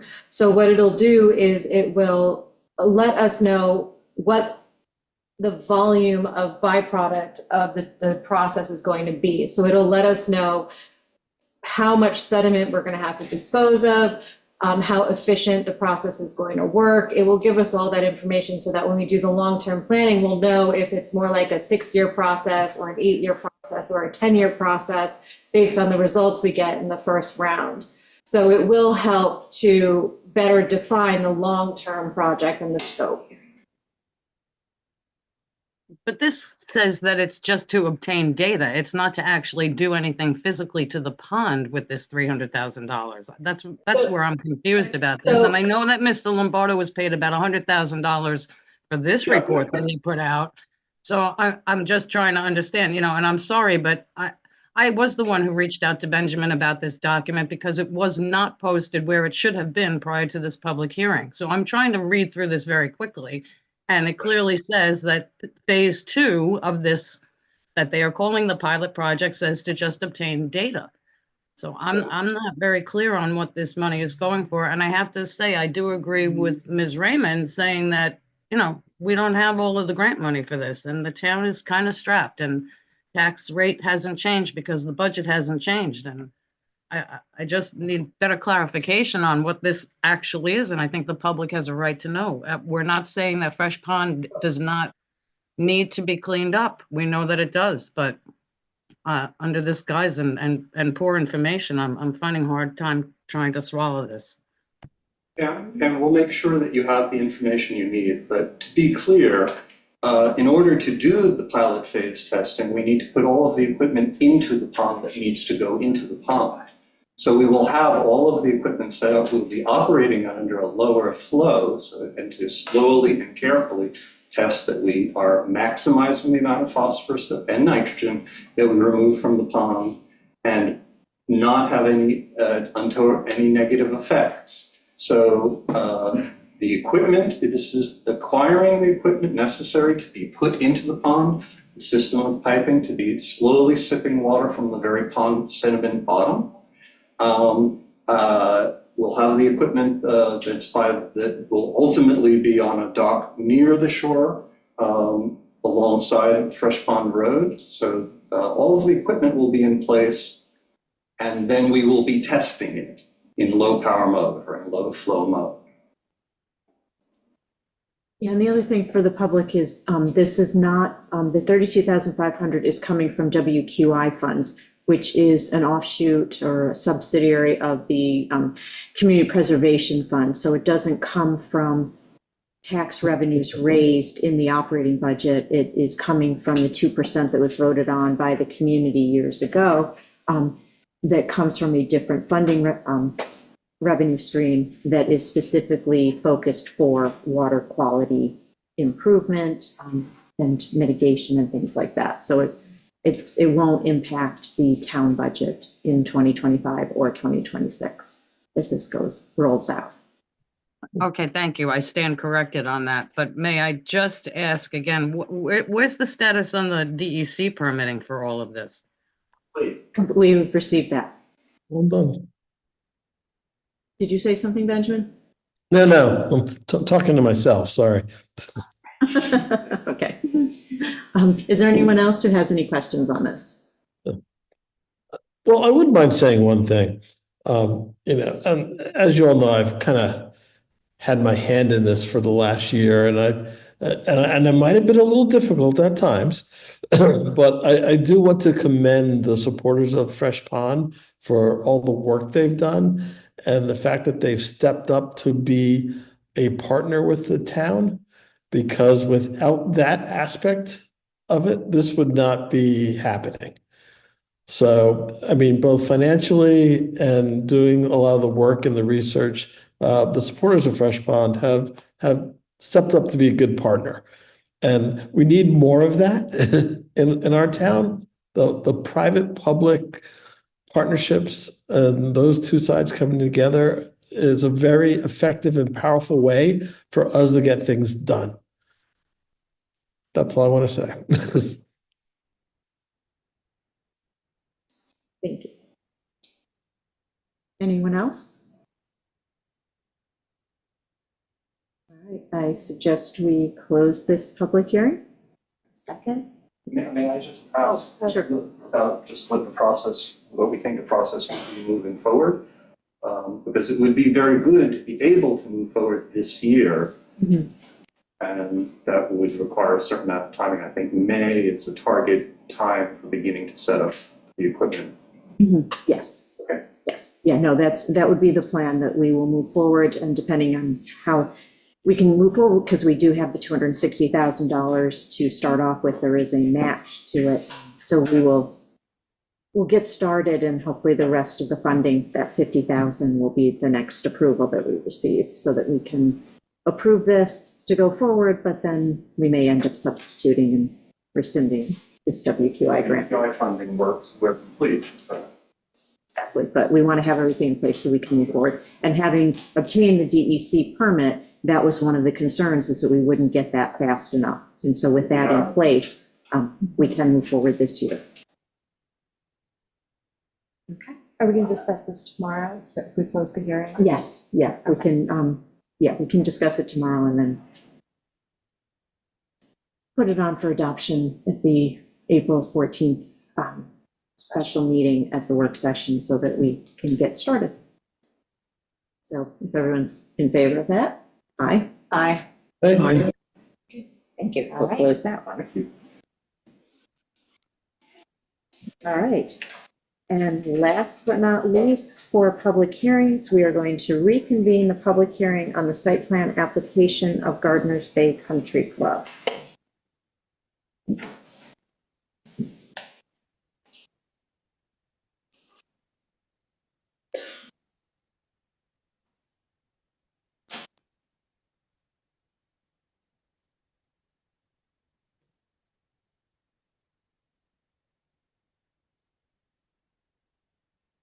I guess the first way to start off is, does the applicant wish to discuss any of the information that they have sent in since the last public hearing?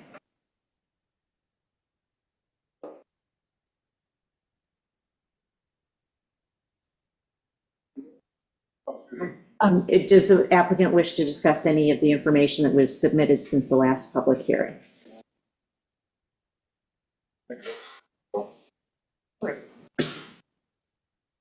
You? Okay, how are you? So I'm on here on my own, taking lead from the club. Just try to shed some light where I can. I just want to bring to light that my son just played in the Brazilian Open down in Brazil, and he played on the Olympic course where the Olympics were played. Shot 13 under and finished tied for 8th. Very good. So pretty good showing. Yeah, okay. All right, so I'm just gonna try to catch up a few things that I've been seeing here. So, section 109.1, the purpose of the site plan review is to create a simple review process that allows the town to ensure the new or changing businesses. So I don't believe we're new or changed. So I'm not exactly sure why we got caught up into this. Sorry, Dora. Let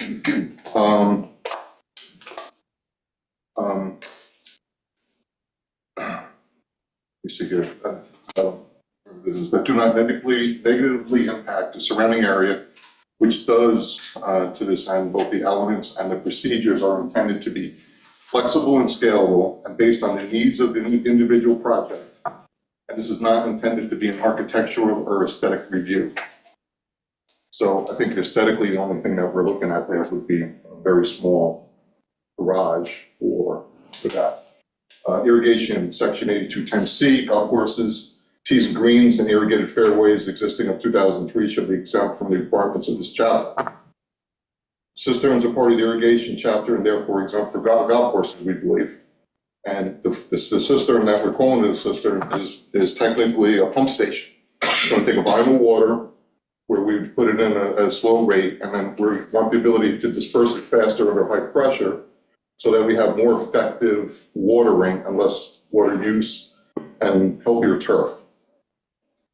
The cistern has always been part of our project from day one. It's always been part. It's needed to buffer the water for better use, and better watering allows us better turf management, less stress on the turf, better health, equals less intervention on our part. The pump station is also vital for us. It also gives us redundancy for pump failure. So if our well fails, it's going to give us a little bit of a buffer to be able to work out of that tank until it's we have a repair back onto the pump. So it does give us redundancy, and that's highly important for us. Our best interest is to try to keep the tank as full as possible so that we do have that redundancy. Town Code Section 82-71B, collection, and I know it's been taken off the table, but I'm not really sure why. So captured water from impermeable surfaces on the property, but only to the extent of impermeability surfaces used for capture, does not exceed 10% of the square footage of the property. So we have 154 acres. At 10% is about 15 acres of allowable capture on the property. So according to what's in town code, we should be allowed to have at least up to 10% as current law, current town code. And this was not mentioned at all by the building inspector in his report or by the consultant, even though it is part of the was part of our initial request. Birmingham recharge water has historically overtopped our existing grade, which carries possible contaminants like animal feces, soil, organic material, just to name a few. I do have a video I'll leave with the town. If you could post those up for the public to see. I know Gordon's seen them. I think Meg's seen them. I know Amber's seen them. Whitecaps running down the road from water coming mainly from our property.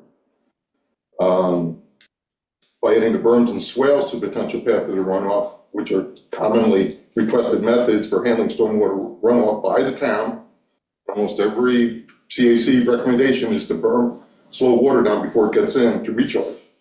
As well as New York State, it's part of the stormwater design manual to slow down and retain water. So these aren't new concepts, these are proven facts. And it's, we're trying to slow the water down before it gets to our wetlands and recharge drinking water for aquifer. And just note that below our recharge areas, we have no homes. Also outlined in the goals section, page 14, for years 6 through 10 of the town's ground surface water management plan, dated February 27th, 20, required enhanced rainfall capture system. On page 15, it continues to improve control stormwater runoff to reduce contamination of groundwater surface waters. Page XII, primarily recommendation stormwater runoff. And then their suggestions are for stormwater project improvements, reduce unused asphalt, provide upland stormwater catchment detention recharge prior to stormwater reaching surface water bodies. These are all things that we've been talking about since day one of recharging water to get it down to the aquifer for use. And use green infrastructure where appropriate. These are all part of the town documents that are out there. Also part of the MS4 program done by Nelson Pope and Voorhees, conducted a study for the town, June 2014, page II, improved water quality, the identification and control reduction of non-point source pollution, page III, encourage and reduction in impervious surfaces, use of green infrastructure, retention of natural buffers, and water conservation. Okay. So, that deals with the recharge that we've always been talking about, trying to get it back down. We feel we're good stewards of the property and for the environment. And trying to deal with what's in the town code currently, I personally feel, I'm not speaking for the members here from the club, but I feel that you need to readdress the town code as it's designed for golf courses. Very vague and ambiguous for us. I think that they need to break it out to help identify and work with the golf courses better. And I'm talking about Gardner's Bay and Shelter Island Country Club, both golf courses. Does anybody here remember the Shelter Island Country Club? Remember? Okay. So Gordon, can you tell me if they monitor the water usage at Shelter Island Country Club? No. Okay, can you tell me if they report anything to the DEC or the WEC or anybody? Has the data been shared with anybody that you know of? Not that I'm aware of. Can you tell me if they had a permit for the irrigation system when it was installed? I don't have that data. Okay. And you know if anybody in the town reviewed it? Okay. And was it reviewed by the town engineer or building inspector or anybody before they installed? Okay. So Shelter Island Country Club should have had the assistance of the town with technical input as well as financial support to install the best possible irrigation system for the golf course. They should have had the best use system that they possibly could have had.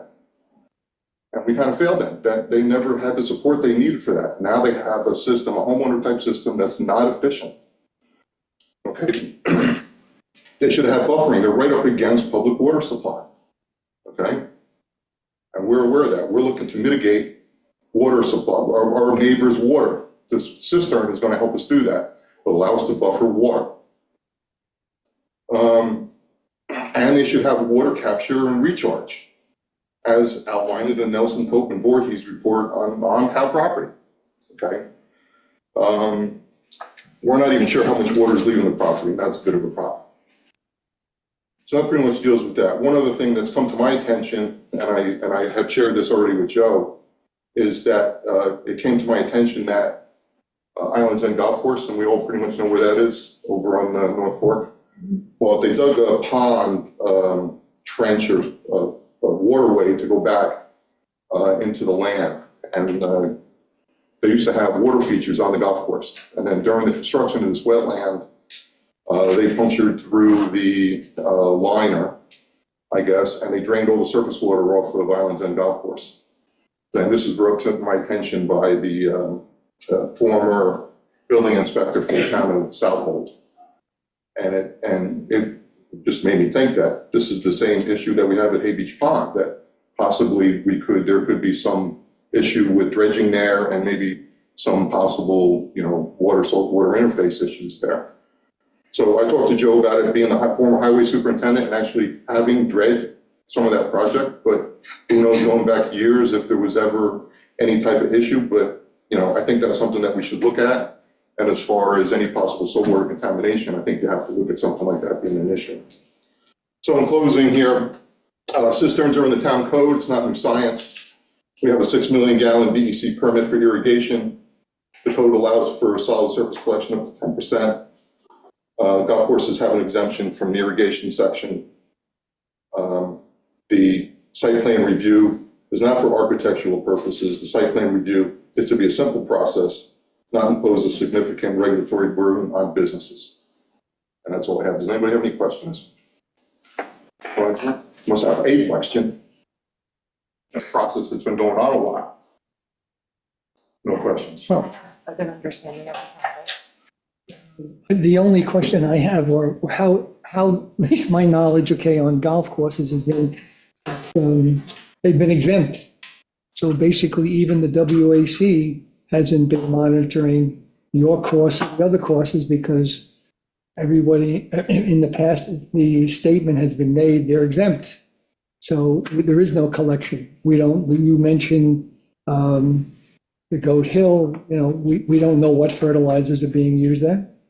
And at least I don't. Yeah, we do. It's one of the best practices. So I don't know. Yeah. These are all things we're happy to engage in, going down the road, but we need to clean the code up. And there's some other things that we would like to see in the code addressed, and we're willing to work with you to make that happen. I would be happy to share the data. I think that's probably the position of the public. You know, we've given the data out since we started. We've had those charts. I know I gave the charts to you, all our usage charts, the DEC charts, everything we presented in the DEC application, all that stuff. You've had those data. Now we've given you the data we've started the surface collection to monitor in our test wells how high those are. I know you have that data. You have our PMPs, so that's all part of our plan. So I guess that's it for me, no further. Jay, when we talk about the collection or the town, you know, you've made a statement about collection ponds. The town has recommended that. I don't know, is that a recommendation that the town board has made about to the golf course about collection? We talked about collection early on in the process with the town, probably 3 or 4 times. The problem with the pond is evaporative loss.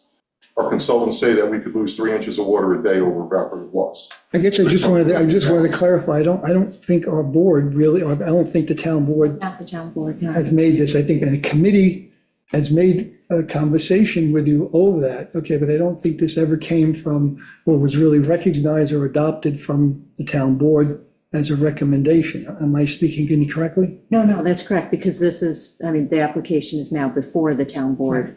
So we haven't weighed in on it because we're waiting for this public hearing. The reason I'm bringing it up is you refer to the town basically making recommendations, and I don't think we have really formally made recommendations to them over collection. No, I think our collection, and I don't want to muddy the waters because we're here for the system. Right. But we were basically probably pushed away from the collection point when it's clearly in the town code. I'm not sure how that happened. It's part of town code. Why were we pushed away from collection? We don't even specify that the roof runoff should go into the fence. There's that should go in.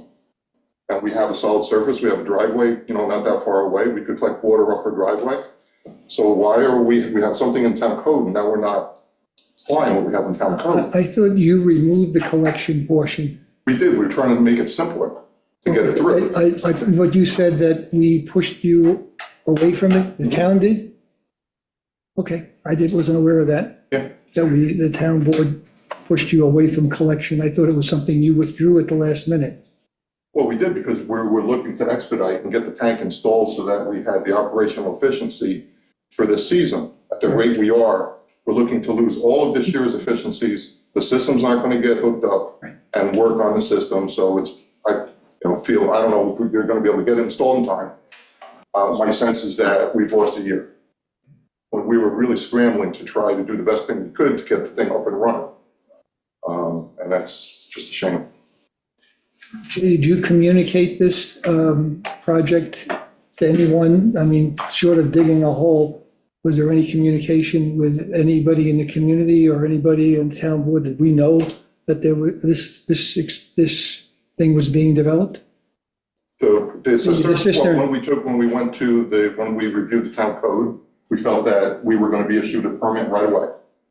We didn't feel that we qualified for site plan review. We're not a new or an existing business. But I don't think the town board was aware that you were moving forward with this, were they? So the pump station has always been part of the plan. It has never. I'm talking about the cistern. I'm talking about the cistern. It's the same thing. Cistern and pump station are one and the same. Okay. They're identical. The only thing that you could talk about as far as the pond goes would be extra storage. So if you wanted to store more water or more water usage outside the season, that's a total separate animal. You still, even if we did the pond, we still have to have the pump station to move the water from the pond to the pump station to the irrigation system. This has always been a part and will always be a part of the system because you have to move the water through the golf course. We can't rely on the one well that we have to be able to handle it. It takes 12 hours to water the golf course. I'm sorry, I just didn't know that. I thought you removed the collection system. You're making it sound like someone advised you not to do the collection. Just to expedite getting the tank in. We felt that it was going to be a smoother transition, a very simple cistern, approval by the board, move forward. It's a good redundancy, it's a good mitigation, and that the town board should quickly approve that. Then we could come back in and go more for the collection at a later time. Mhm. But clearly, the rules say that in town code that you can collect. I feel like it was more a response to the public outcry about the collection, and that's why it was pulled. No, that could be it. But town code says you can do 10%. Is that a law you want to remove? Okay. Thanks. Hi, my name is Ed Brennan. For those that don't know me, I'm a Shelter Island homeowner since 1987, Gardeners Bay Club member since 1989. Excuse me if any of this is redundant to what Jay just said. We didn't compare notes before speaking. But really what I'm here to do is to discuss where we think we stand as far as site plan review, because I think that's what this whole thing is about. I think that the discussion ought to only be about site plan review, and that's probably why the collection portion of the application was removed, to uncomplicate things and make this about the cistern and the well. Cistern and the pump. So, Gardeners Bay Country Club thanks you for your consideration in the site plan review regarding the installation of a new cistern and a pump house on the ground of the club. We would like to review what we consider to be the relevant facts toward gaining approval according to town code for these necessary upgrades and improvements. We've been responsive to all questions posed by the town and its consultant, PW Grosser. We have appeared before town committees and gained their approvals.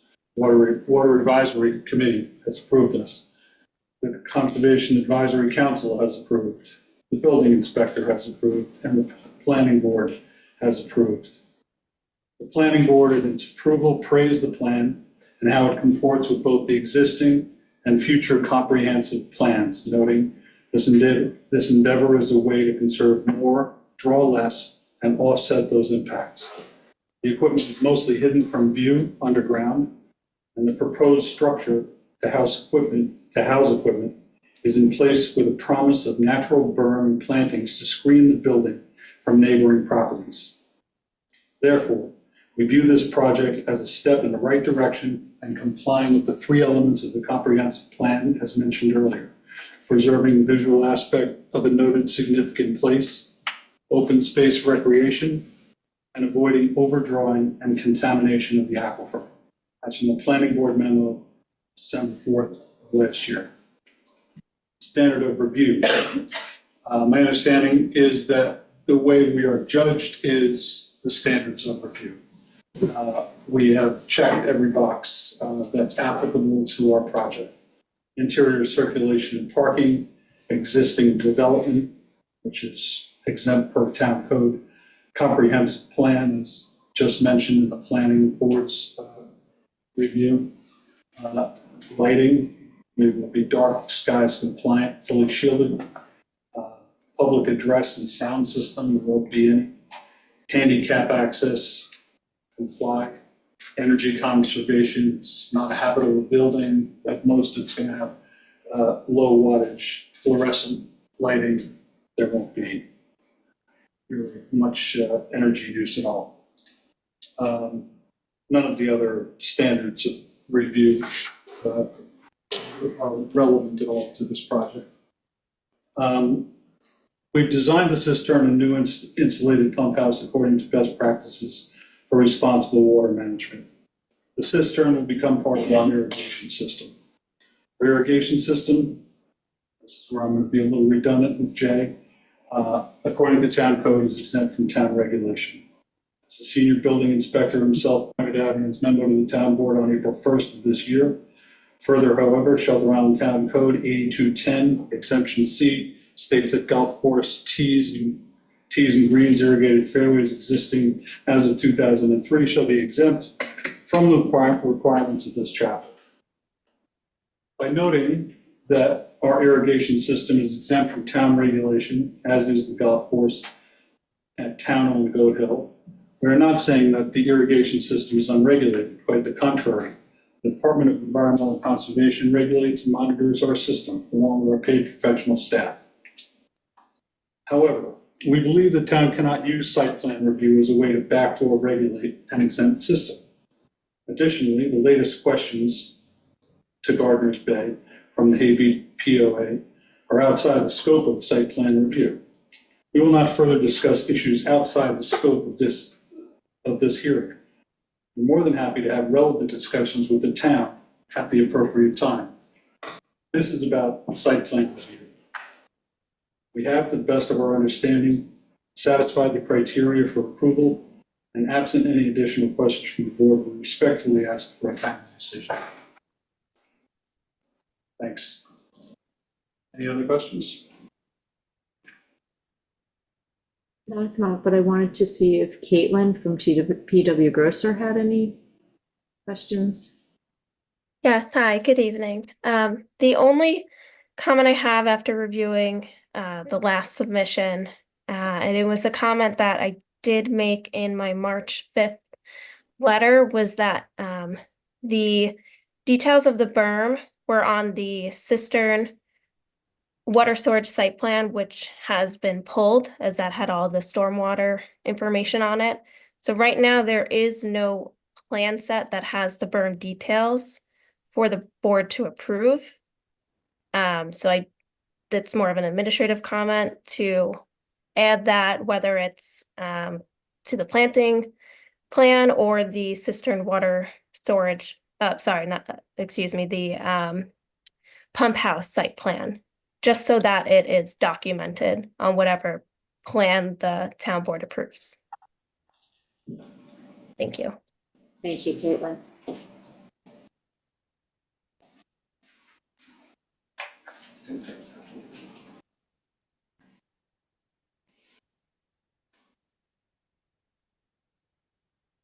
Come on up then. We have sent in drawings of the landscape around the pump house. I think the berming is being confused. The berming that we're talking about at this point has nothing to do with collection. I think we were using it to raise the plants to hide the building better. The berming that we're talking about in those drawings is not included in rainwater collection. That's just to help hide the building at a quicker time right now. But if that's an issue, we can just plant them at grade. Doesn't have to be in there. We just thought that'd be better for the community to hide the building faster. So, correct that. Thank you. Caitlin, does that answer your question? It does, and I do agree with where the applicant is coming from, and I wasn't looking at it as for stormwater or storage or any of that, but just that those berm details are somewhere shown and detailed in whatever plan that the town board is going to approve, since that other sheet has basically come out of the application. So it's not new information, it's just documenting it correctly.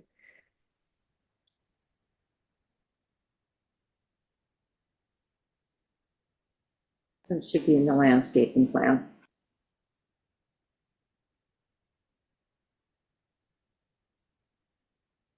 Are there others who wish to speak on this?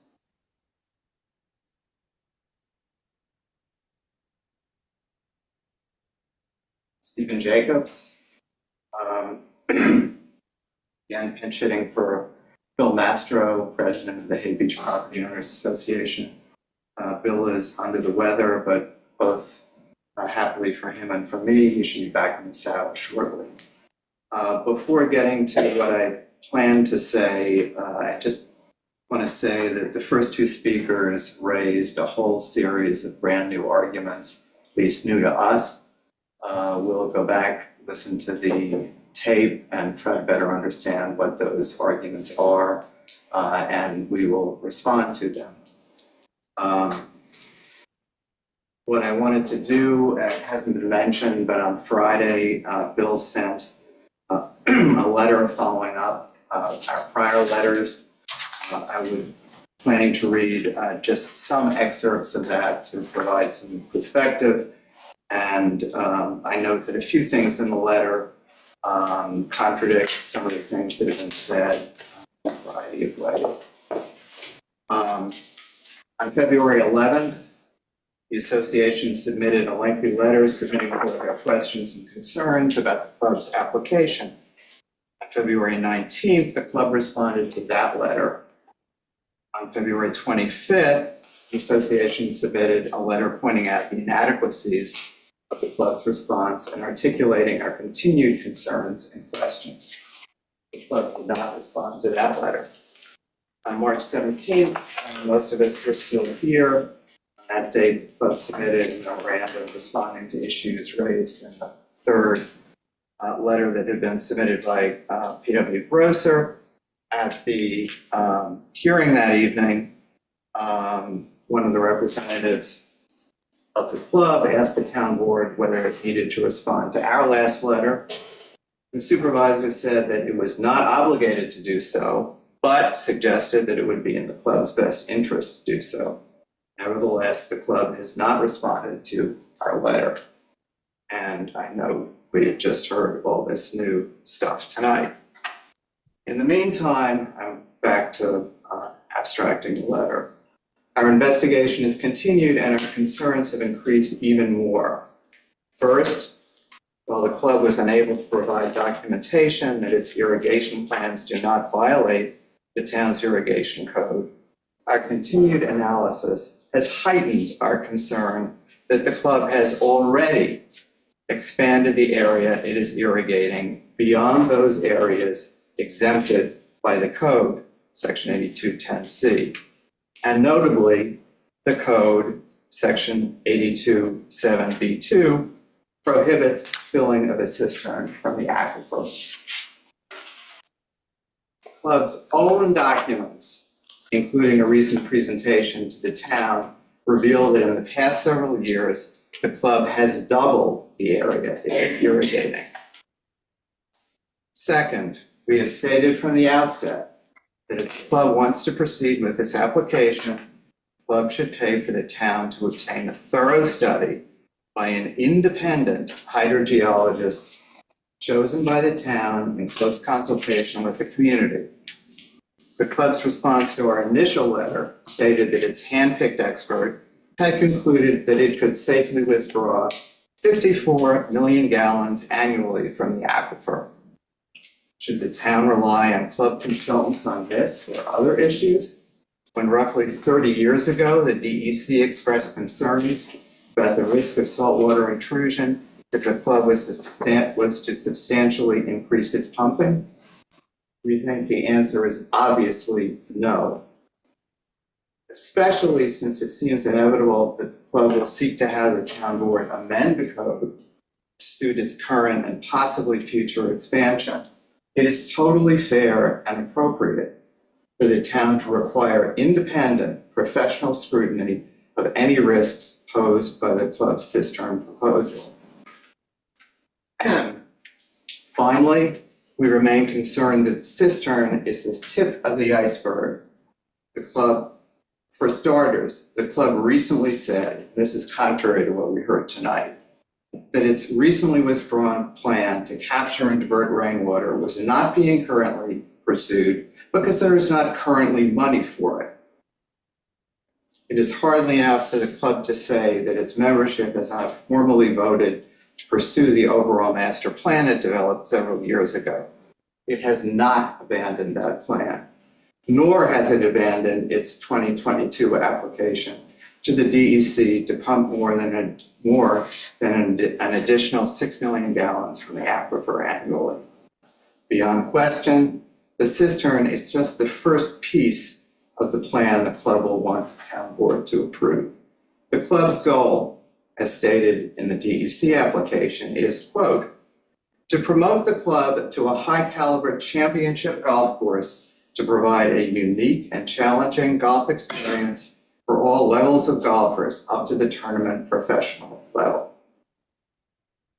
Looking at the big picture, at issue is not a plan to preserve or modestly enhance the course, but to transform it into something well beyond what existed in 2003 when it obtained its limited exemption from the irrigation law. Putting aside how, if at all, such a transformation would benefit the island as a whole, an independent professional analysis is needed to evaluate the risks of such a transformation to the Hay Beach community and behind. Now, to comment on something we've heard earlier about how everybody has approved this.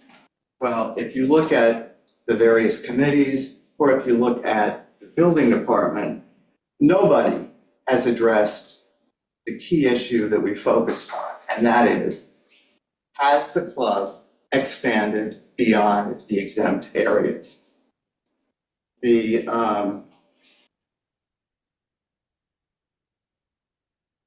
building department specifically talked about there is an expansion for the club. We don't dispute that. Of course, there's an expansion for the club, but the code's very clear. It's a limited expansion. And the club's own documents show that it has doubled its irrigated acreage, and that simply can't be reconciled with staying within the exemption.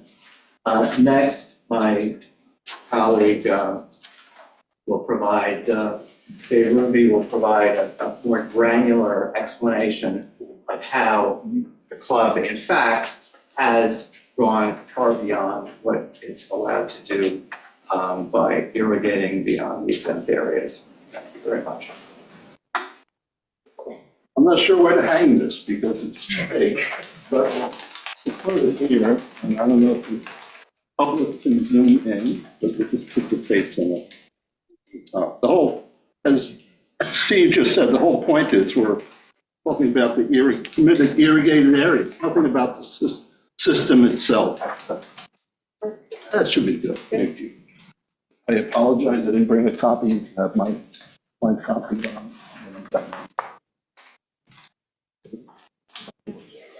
One passed around. Thank you.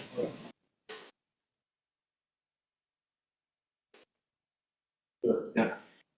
Can that go full screen or portrait?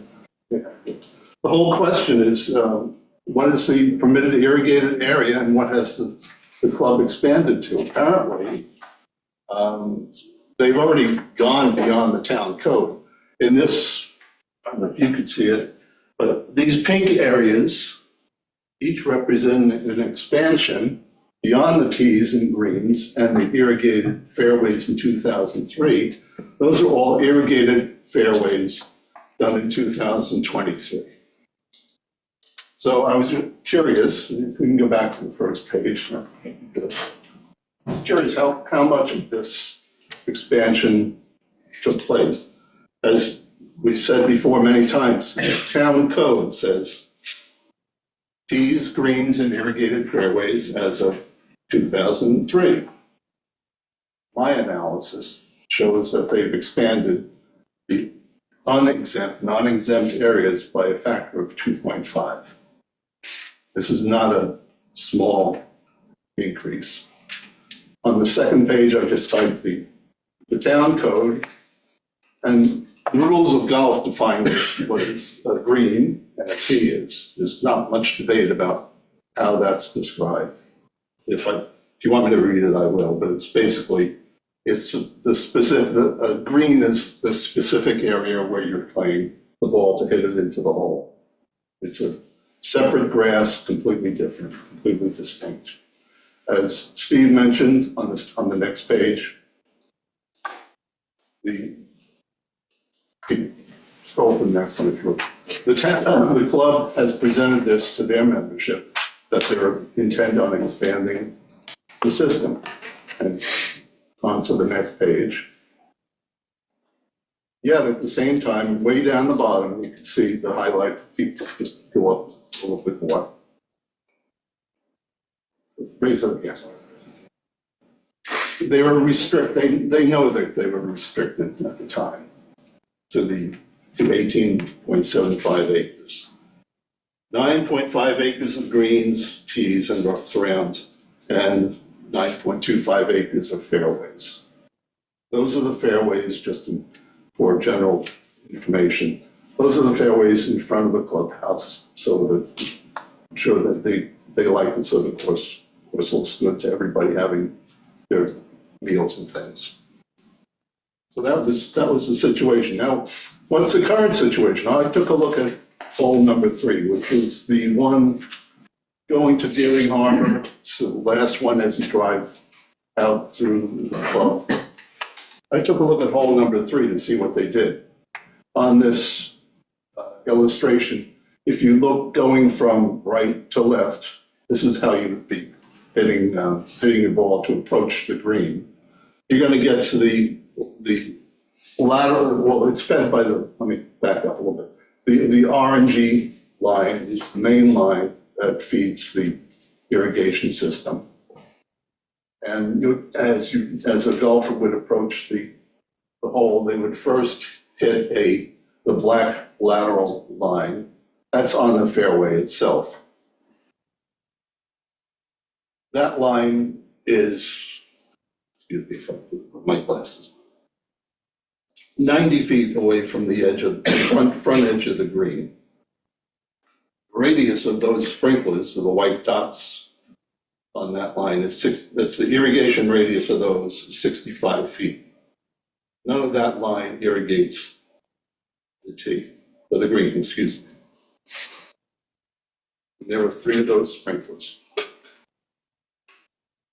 The next lateral line curves up and around the green. You see there's a red dot way up there. That's a full round sprinkler. And it finally feeds back to the green dots around the green. There are pairs of sprinkler heads. The golf company calls them rotors because they're so large in volume. But there are pairs of dots. One half of the dot faces the green and waters the green. The other half faces away from the green and doesn't water the green. Finally, at the bottom edge, that lateral line curves around, feeds a sprinkler that faces the green, but it's so far away it's not going to hit the green. That's to water the area that traps there. There's another pair, just like before, one facing the green, one facing away. Finally, you get to a pair that face the green. Excuse me, let me back up on the second line. There is on the far left of that, there is one sprinkler that's only directed to the green. So how do you add all this up? Well, you can find the published specifications on the sprinklers, and that's on the next page.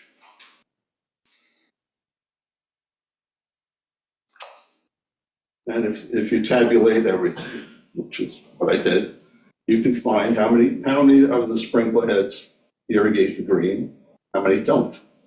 Pretty simple calculation. I gave the club the benefit of the doubt by assuming each sprinkler, that's partial sprinkler, is going to go halfway. So it's just the easier way to do it. So totaling it all up, way down the bottom, we have irrigation of the exempt green at 30,000 square feet. Irrigation of the non-exempt areas, 76,000 square feet. It's a 2.5 to 1 ratio. That's the way it's been installed in 2023. So I don't know how that's complying with the town code.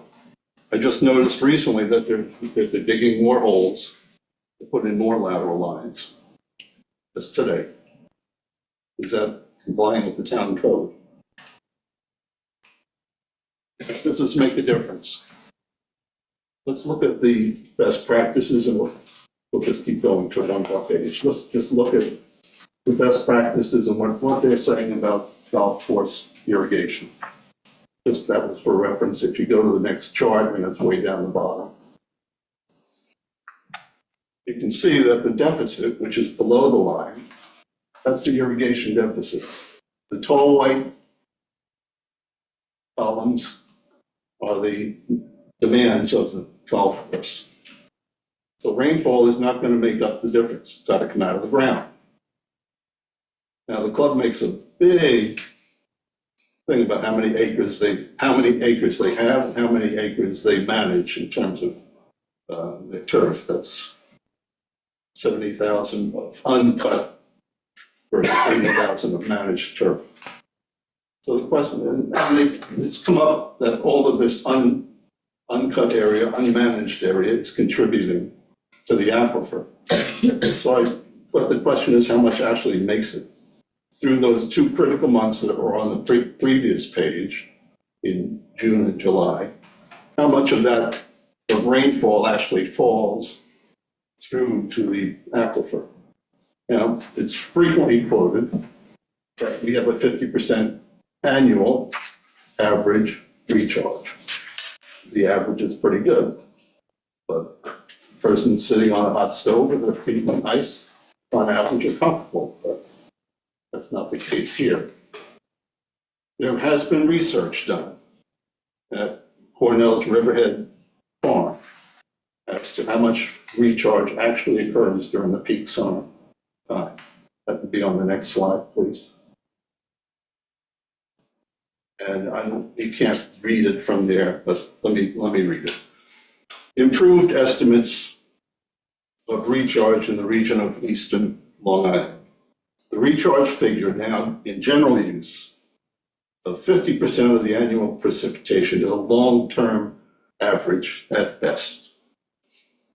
A better estimate for the annual recharge than the current 50% of annual precipitation might be to take 75 to 90% of the precipitation from October to May.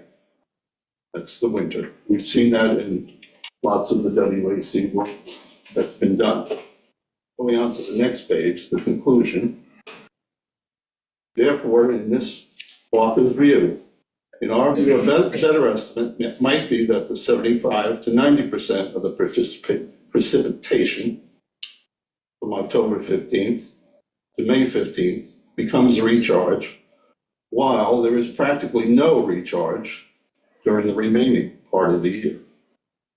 The exact value depends on the cover.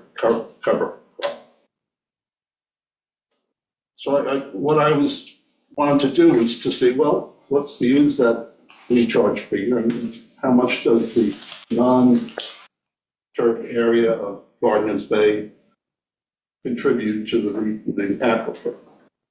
And I needed some numbers, and on the next slide, I used Gardner's Bay Gulf Waters chart. You see it up in the top right corner, that's the number of days that they plan to irrigate, 20 days a month. And the average rainfall is cited for June, 3.2 inches, and July, 2.6. And just as a confirmation, that green circle there says they're irrigating 35 acres. I guess 36 and another acre got thrown in there someplace. But what does that mean for the aquifer? On the next slide, please. Well, I have up in the upper left corner is the rainfall total for those 2 months, 5.89 inches.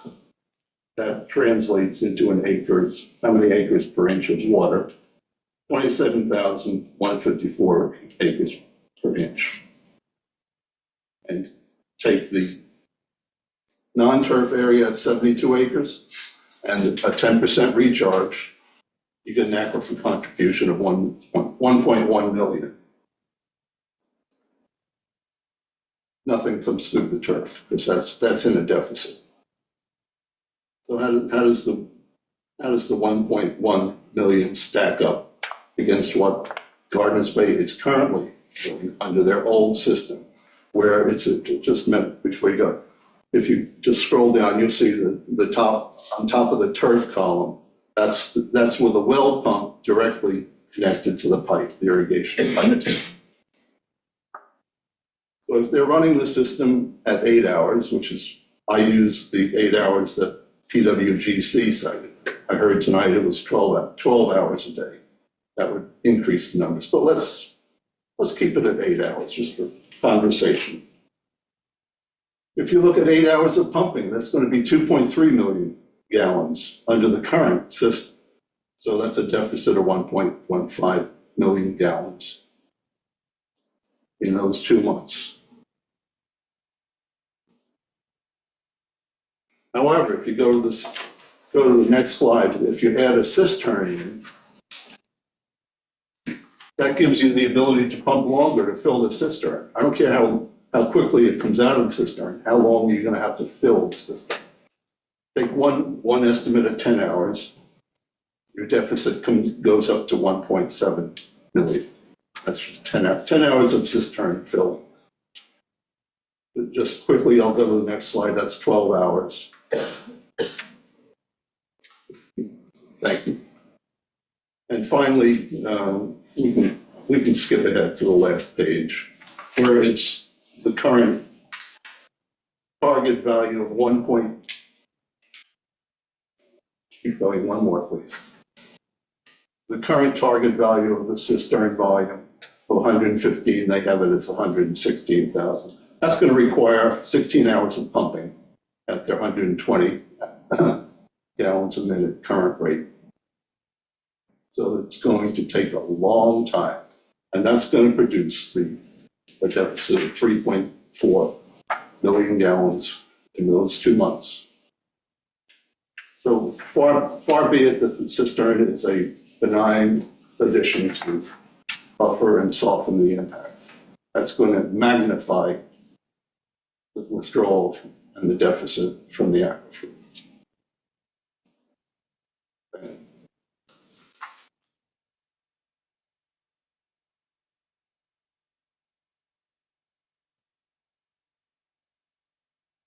Have a copy of that? I promise. It'll be up on the website. I can send it. Oh, that's great. Thank you. I promise. Is there anyone else who wishes to?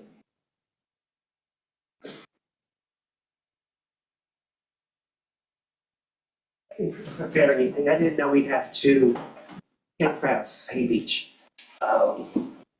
Not a member of the Hay Beach Association. Although they once asked me to be president, I said, geez, I don't know. You guys don't have enough juice for me. Glad I didn't. I often skip their events. We seem to be at an impasse in our discussions. Mr. Jacobs talked about our hydrology report, 170 pages done 2 years ago. You paid dearly for it. And for no less than 8 weeks, I've been hearing about the probability that we are tampering with this report or suggesting a certain outcome. I think that's borderline scandalous. If this company ever heard that, they would have a fit. We are a worldwide organization. This hydrology company is legit. And where that would come from is just hard to understand. Regarding our master plan, Gardens Bay has always had one in place. As long as it's been the board of directors, the charge of the board of directors is always to have a master plan in place. That doesn't mean we act on it, doesn't mean we create it on the fly, doesn't mean we make things up. We have a master plan, piece by piece, it gets voted on by the members. If they like it, they vote on it. If they don't, they vote it down. If we have money for it, we'll enact it. It is unlikely that the master plan that they're fearful of will ever happen. But I would also like to say that they're so fearful of Gardens Bay being improving or being great or beautiful, yet they have photographs of Gardens Bay Country Club on their website to promote themselves, which is kind of ridiculous also. Thank you. We would like to talk about our irrigation technology.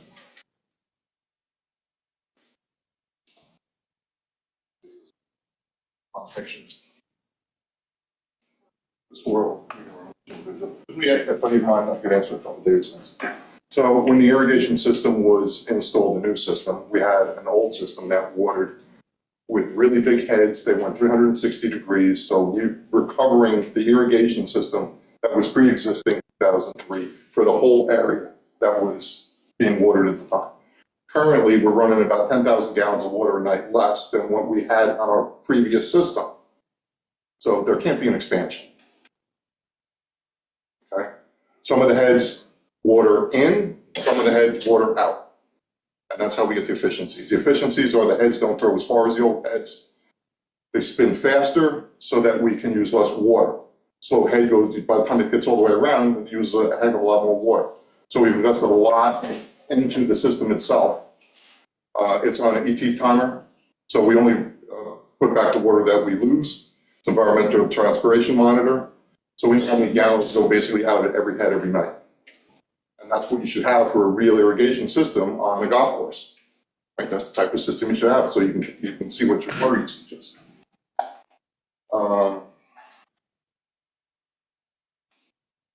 Anything else? Yeah.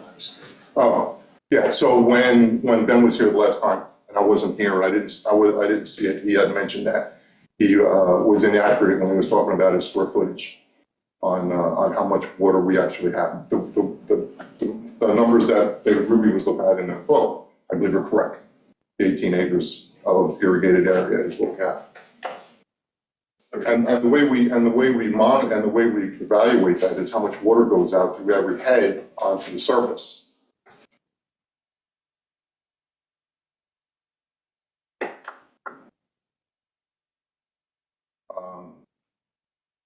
So the other point was the cistern, that it's going to be a negative effect. That's the buffer. That allows us to put water into the cistern slower, right? It's a variable speed pump. We don't need to turn the pump up and run it wide open now. We can run it slower, trickle feed over a few days, turn it on, off, monitor. It's all going to be part of electronic control. And we're we're mitigating upconing for the neighbors. That's the intention here. It gives us better turf quality. It gives us better metering of the water to go out. And we're saving water already. But we know we have uses for water going out. So I mean, we're trying to do the best thing. We're recharging water, and we're using water effectively. I'd just like to make one other point. Then I think Karen, you had your hand up next. Oh, I'm sorry. Yeah, no, you go ahead, Ed, and then. I'll come after that. Okay. I'd just like to reiterate the point that the reason this hearing is confirmed is for site plan review for two things, the cistern and the pump house. All of a sudden, we're talking about all the fears and trepidations and suppositions of the Hay Beach Property Owners Association. That isn't why we're here. And I don't think that that's what the town board is supposed to be considering in this hearing. We can address these things in the future, address this new information that they brought here tonight. We have no way to verify, a map and a chart and a thing you can barely read on the screen at the 11th hour. We have gone through the process. We have been approved by the various boards that we need to be approved by SECRA. And we expect this should be voted on and not get distracted by a lot of extraneous stuff that has nothing to do with the site plan review for these two things. Thank you.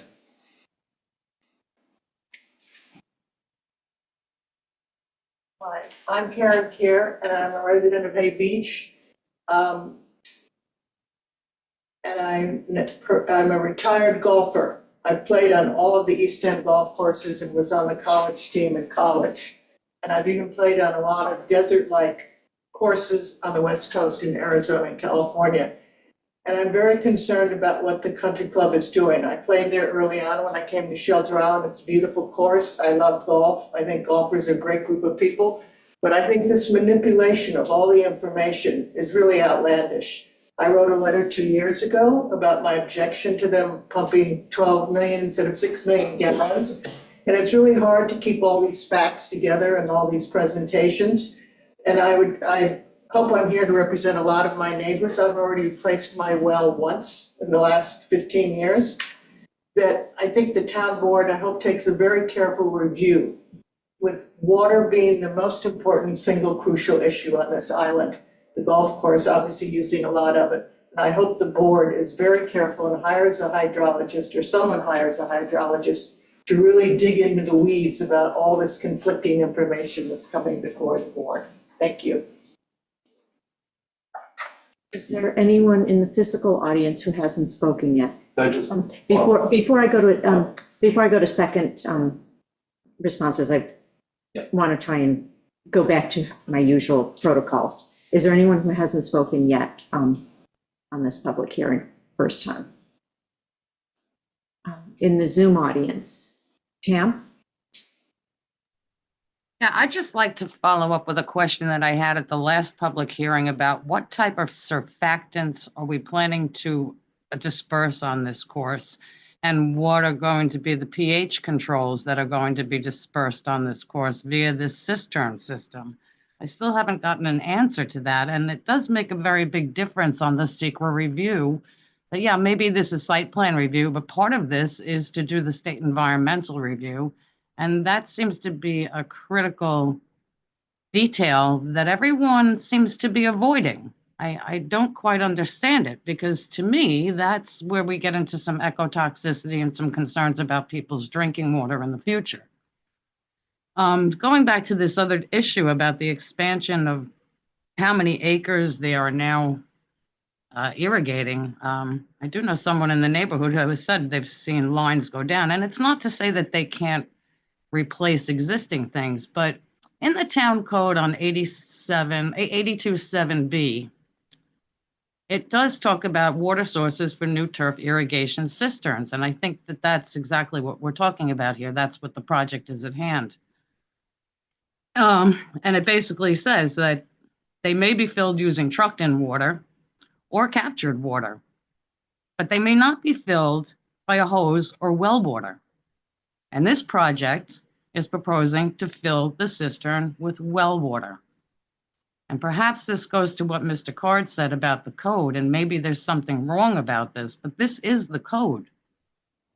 And I'm concerned about how the town board is going to waive that provision of town code that says cisterns may not be filled with well water in conjunction with this project.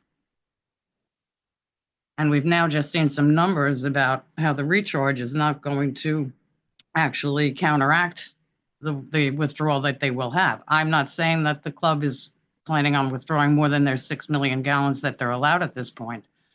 But if you go back to a WAC meeting that happened in November of 2023, Mr. Card mentioned that, well, this is one cistern and we might add another, or maybe even another, that at some point there may even be 3 cisterns on this property doing the same kind of operation here.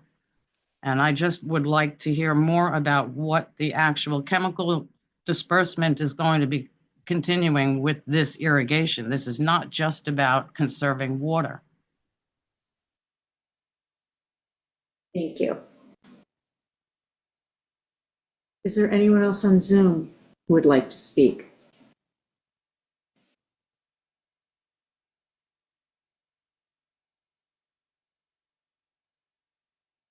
Okay, back to the physical audience. Dave, you wanted a second bite at the apple with some new information? I just wanted to correct the point that the map that I used was the as-built. This was the as-built map that was provided by Mr. Howells, so this came from your as-built plans. 2023. No, this is the one we gave to the town. The last 2 meetings, you said you were gonna provide that, and you've held it from us. You actually took it back from Amber at the last meeting. And yes, that is our map of our current irrigation I system. just wanted to clarify that this was your data as to how many, and at your last presentation, how many acres are being irrigated? I was gonna stand up. This is, so I don't know if you guys noticed, I started at Gardner's Bay in October. I got thrown into this whole project and I've been trying my best to deal with this as well as I can. It was pointed out to me by Mr. Card that I had made a mistake when I had said that we irrigate 36 acres. We still irrigate 1875. The 36 acres number is what on the DEC application, if we were somehow able to get an additional 6 million gallons, we would then be able to water all 36 acres, which include our fairways. At this point, we do not water our fairways. And that number, 36 acres, comes with watering the fairways. But that is a mistake that I made, and I take full responsibility for it, and I apologize, but I had just started here and I mixed up the numbers. But you can measure our tees, greens, and the areas that were irrigated in 2003 before the town code. That is what we still currently irrigate. 36 acres would include fairways, which clearly do not irrigate. And yes, this map is accurate, but this is the map that they said they were going to hand to us, 2 months ago, and I continue to keep taking it back. So this is, I can't fully review it in this thing, but if he's saying that that's the map, but it's saying it's from December 2023, I believe they said that they had a map from 2003, which that map clearly is not. So at this point, I don't have anything else to say, but apologize for the mistake and confusion. Thank you.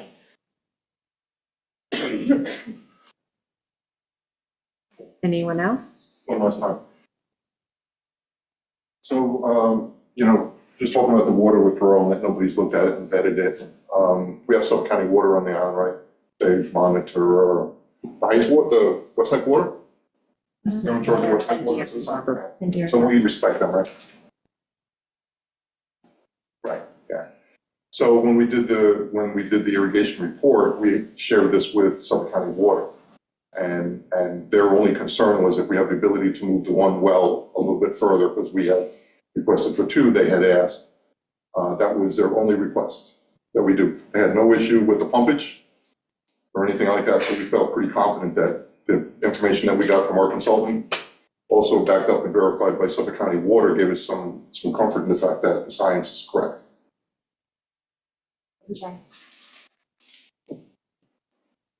Anyone else? I have one last thing. Just to answer Pam's question. Ben and I haven't really gone through this, but we just know that there's plenty of products in the marketplace. I'm looking at one right now called HydroCleanse, and it's a carbonic acid. So many of the acid materials available in the marketplace will work. This is one of them. We don't know which way we'll go on it, but this looks pretty innocuous. HydroCleanse, if anyone wants to look it up.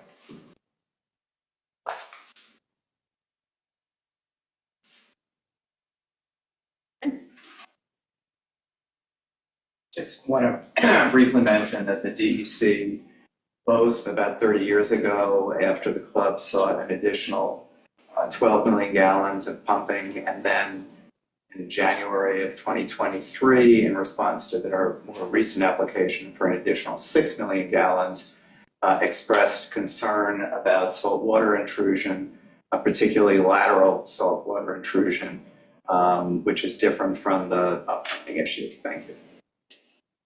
Just one more time.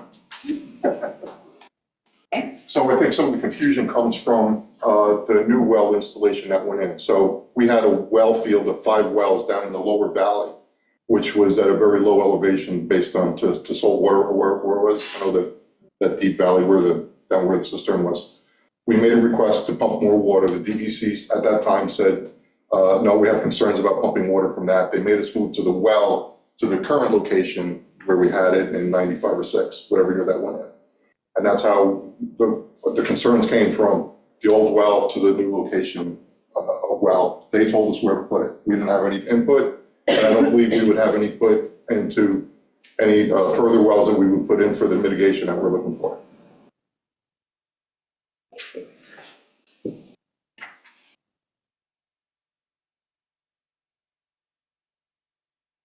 Okay, so bringing this back to the board, do we have enough information that we can close this public hearing? Do we want to digest what we've received so far tonight? And what I would suggest, if we adjourn it, that we have 3 weeks until we would do a continuation of the public hearing, that we would take a week and a half for us to come up with the questions that we would like to see answered, get them to Gardeners Bay Country Club so that we could do a final public hearing and get the final questions answered. So I just toss that out there as the two directions we can go in, unless there's a third direction that I'm not thinking of. I mean, I'm comfortable closing it. The site plan is about the cistern, and I think we have the information that we need for the cistern. The only thing I would add is that we do get on maybe the vegetation plan of the berm, just so that it's in the record. I got prepared that I can do that quickly. But otherwise, I think that as far as the cistern goes, I have the information that we need. I don't know how the rest of the board feels. You know, one thing's for sure, it's complicated, like most things we seem to be handling these days. I think that, you know, it's almost like having two attorneys in the same room and where each has a different point of view. I guess what I'm really looking for is the data in some type of a format that is not geared from one point of view or the other point of view. I think the comment of maybe having someone, we're not hydrologists here, okay? And it is more than just a site plan review. It is since water is our most important thing on our island, I think this goes back to the explanation that we really do need some outside expertise, someone who's not biased in one way or another. And I think the idea of perhaps having someone who can come to the table and be in a neutral position, if that's possible, okay, I think might be a good way of handling it. Because I think there's a lot of things that are being said here tonight. And I think Gardeners Bay says they haven't had a chance to absorb this information. So I think they also need the opportunity of absorbing it. I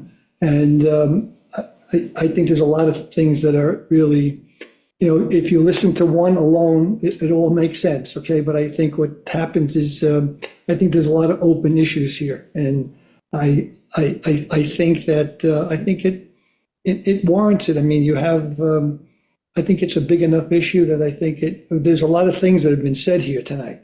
Yeah, but I think I think there's a lot of open issues here that are data driven. Okay. And I would, like many of the issues we have on the water, okay, of how it's operating, we have a lot of,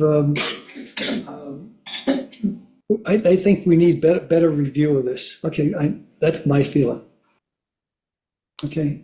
I think that's really where we should be looking for, is for an outside look at this, taking the information that's been presented from both sides and sitting down at the table. I think the Gardeners Bay, if you're a good citizen, okay, as you have spoken, and this is not a critique, but when we talk about being a good citizen, I think keeping the community informed, I think, is still important, okay? And I think that there have been some things, okay? And I think it's more than just a cistern. I think there's more, there's a breakdown in maybe a trust and whether it's founded or you may not feel it's founded. But people, when they feel that way, I think they have their feelings are not wrong or right. I know that when you talk about, like I said earlier about the committees, I just think we need a better look at it. I think we really, I don't have the expertise in this. I would just respond to that in two ways. One, when you say this is more than site plan review, I'm not sure what you mean by that. This is about site plan review for the cistern and the pump house. It is not about more than that, first. Second of all, the you know, listen, we spent $70,000 on a world-class hydrogeologist to come up with a plan. We did not have our hand on his shoulder and only a fool would think that these guys are getting paid anyway, no matter what the answer is. That they would risk their reputation by cooking the books for little old Gardner's Bay when they're working all over the world. That's absurd. And I don't think anybody is suggesting that. they are suggesting that. They're calling them our hand-picked hydrogeologists. How else do you pick someone? You just pick someone. It's not hand-picked. It's you pick someone, you pick the best person you can find, which is what we did. When they then suggest that Gardner's Bay pay for the town to have an independent hydrogeologist come in, another $70,000, to me, that's absurd. That's absurd. We've already done it. We've done the work. We've paid the money. And the idea that you're putting forward that this needs more study, or we have to have an independent arbiter come in and take a look at this stuff, you're either going to pay another hydrogeologist or you're not going to get any trustworthy data. So I say, this is about site plan review. We jumped through all the hoops, we checked all the boxes, and we passed every single one of them. It's not about more than site plan review. I'm not saying that there may not be other issues that Hay Beach Association may be able to question us about. That's fine, but it's not about this. I'd like to just go back to bringing in the Benjamin from the board, just hear your perspective. My perspective is like trying to stay away from all the little crevices and all these issues. I think we need to talk about this on the board level ourselves. I don't think we should close the meeting tonight. I think we still need a little internal discussion and then move to wrap this thing up one way or another. So leaving it open for, another, what are the dates that we can sit down and consider this again? It would be the next meeting, which would be the 28th of April, but I'd like to bring our town attorney, Steve, in to just address one, can we have a discussion at the board level while the public hearing is open? If we choose to go the route that Gordon's suggesting, where we bring in some outside consultants, how does that integrate into this process? Yes, you certainly can have a board discussion while the hearing is open, because that discussion will take place at a public noticed meeting, a work session, which is the same as a public town board meeting, except you're just not taking public comment. That's the only difference. Well, that's normally the only difference between a work session and a regular meeting. I know that your practice is to take public comment, but not for yes. things that have public hearings. Right. But it's done in public, so the board can have a discussion just as people are expressing themselves tonight. And what about Gordon's suggestion, if we bring in outside consultants, would we do that before we close the public hearing or after? Well, maybe some of the questions have to be, there were questions that were asked that weren't answered. I think that you were sort of, it felt like you were blindsided by some of the information that was given here tonight. Because you're looking at. I felt a lot of it was A, illegible, and B, poorly sourced. We had no opportunity to examine it, but we still believe that none of it is germane to the subject we're talking about here tonight. I think that point has been made again and again, and Yeah. the message is received. So I think the time for repetition at this late hour is probably past. And I was going to suggest, Gordon, that, I said adjourn while the board pulls together its questions in the next week and a half so that we could get them back to Gardner's Bay and the public. So what are the questions that we have in order to move forward to make a decision? That's what I was suggesting. We develop our questions. Mm-hmm. Yes. And in answer to the second question, Supervisor, that you asked, sure, you can engage an expert. The hearing is still open. The expert would report to you in public. And if you wish to take public comment after that, you certainly could.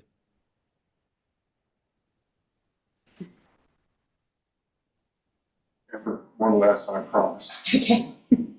I promise. It just, I know that, I'm a basketball guy, it's just killing me. Just so you know, so we engaged WSP, who was our current hydrologist. They purchased Leggett Graham and Brashears. They all came over to WSP. They're the same company that wrote the Shelter Island Town Irrigation Ordinance and did the study. We felt they were best because they knew Shelter Island the best, and that they could apply the science that they had done previously to the science that we were asking them to do specifically for the club. So, I mean, to hear that we have questions about their legitimacy is just really absurd. Thank you. Caitlin, I see your hand up. Yes, excuse me. So I just wanted to get on the record that PW Grocers, our March 5th letter, when we did review the cistern, the pump, sorry, I'm just opening my notes, the pumping capacity of the well to fill the cistern, and then the pumping capacity of the pump for the irrigation system, that was reviewed by one of our hydrologists. It was actually reviewed by Paul Boyce, our CEO and president of PW Grocer. He is a professional engineer, professional geologist. So that has been reviewed, and we did have comments on it that the applicant did address about the concerns for the aquifer and on the aquifer. And they have made it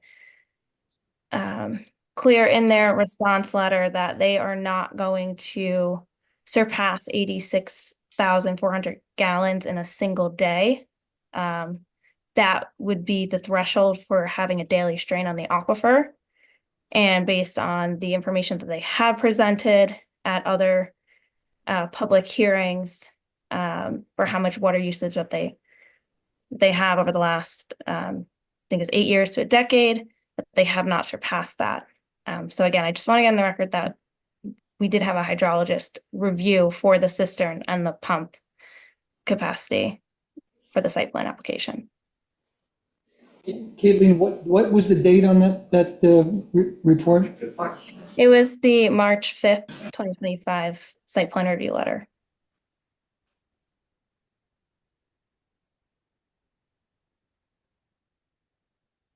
All right, so what I am hearing is we are going to adjourn this. And we'll pick it up at a work session to discuss, come up with questions. It won't be tomorrow's work session, it will be the following week. 14th? The 14th. And then Albert will be back as well. So we'll make that motion to adjourn. And we'll reopen the public hearing again on April 28th. Yes. All in favor? Aye. That concludes the public hearings for this evening.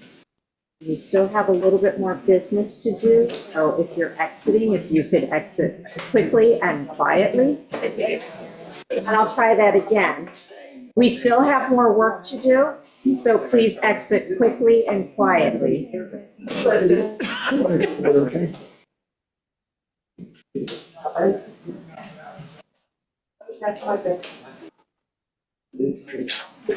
Hear something tonight, lots of, This should be clarified, this is your left, this should be clarified. Did they respond? We adjourned that public hearing. Yes. Bye. We just have. Does that mean people go home? Well, no, we're going to back into the regular session so we can adopt the doc code. But that's it. That's it. Yeah, so it's gonna be. Unless, Oh, wait. I'm not talking, at least that's why I have to stay. I was just, every time I often stay, just to, it's like, kind of a little solidarity. Yeah. I gotta have that, like, God bless you. So I'm trying here. Right, I'm trying, like, we appreciate the support. And you bet. All right, have a good night, you guys, too. You say Gordon back. we need Gordon back and I'm gonna get the gavel out in a second if these people don't. So David, Can you please, take, excuse me, Stephen? yeah, we're not done with our meeting. We're still having. Yes, so if you could please exit or sit down and, Did the departments may respond? They just. They got a response. but we're on, we're still in a live. public We're meeting. still- Yes. I'll catch up with you. Yes, and we closed that public hearing for this evening. Yes.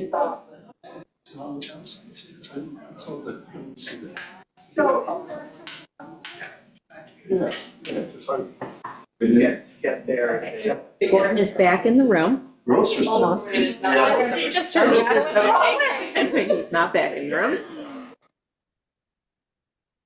He was almost back. Mhm. Thank you. Okay. Did you want your, Yeah. did you want your? I don't know, is that town property now? I I don't care. I was gonna give it to Gordon instead. They got the point. It's inserted in your packet, right, so I. Not with the thing. Oh, okay. Okay. You can have it. So Amber, yes. We are now back in the regular part of our meeting. And because we did not hear anything new that we need to consider for adopting the dot code, I feel comfortable proposing that we move forward with this adoption. Sounds good to me. So I will start off. I am not going to read 20 pages of dot code, but I'll read the first parts. Whereas a public hearing was held on Monday, April 7th, 2025, to hear any and all persons either for or against a local law entitled A Local Law Amending Chapter 53 entitled Docks to update the code to address current environmental. Now therefore be it resolved that the town board does hereby adopt local law number 2-2025 entitled Docks. And the legislative intent on that is this chapter shall regulate the use of town-owned docks, piers, wharves, and bulkheads, the size, placement, and use of commercial and private docks, the size, placement, and use of other water-related structures, including but not limited to groins and jetties, and the removal of materials from lands underwater by dredging or other means. The town board of the town of Shelter Island deems it in the public interest to regulate the presence, installation, use, size, impact, and placement of docks and other structures in order to preserve and protect downwaters and the environment while accommodating reasonable use thereof by the general public for general recreation, fishing, and shell fishing, and by recognizing the riparian rights of the upland owners. Among other things, the town board intends to carefully consider exposure to inordinate wave action driven by wind and/or boat traffic, and to limit the regulated activities where the depth of water is insufficient, where the surrounding area is comprised of sensitive, pristine, preserved, or public beaches, or that would pose risks to human or aquatic life. To the very end.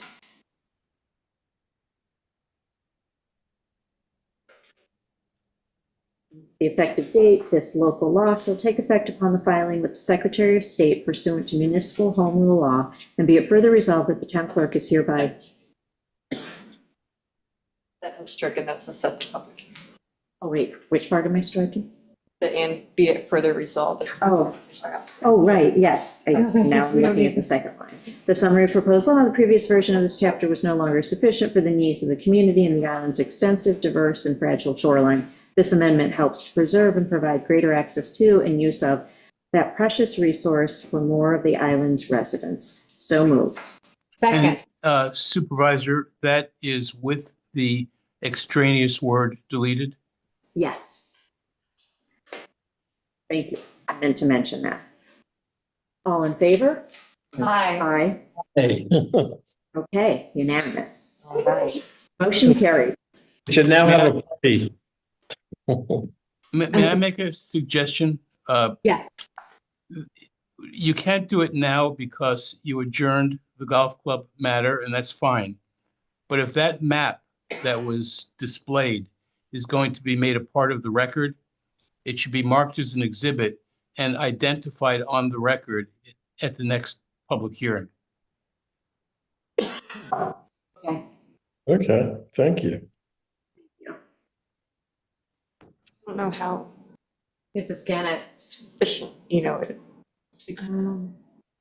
Yeah, Well, we can- although it is in our, it is in the packet that we received, so we do have it. In the packet, but not with the. Oh, with I don't the- know how accurate that is, you know. You can take that, you can get that scanned locally, somebody can scan that. Do it with my phone. Yeah. It's, yeah. Okay. I'll make it. We'll leave it in your hands to pick it up. All right, good. Is there anyone from the public who wants to speak on any general topic?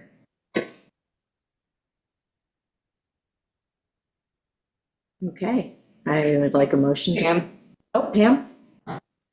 Yeah, just something off topic. I'm just curious about the pilings that are left over from the Causeway dock at Middle Harbor Road. I'm wondering when the town will have those removed, since that entire structure has gone away. And the owner who was looking for the docks has the docks, and those pilings still remain there. Thank you, we will look into that. I did not realize they were still there. Whose responsibility is that? It's ultimately the town's, but the applicant at the time did say that they would have those removed, so we can reach out to the Ramsden and check on that.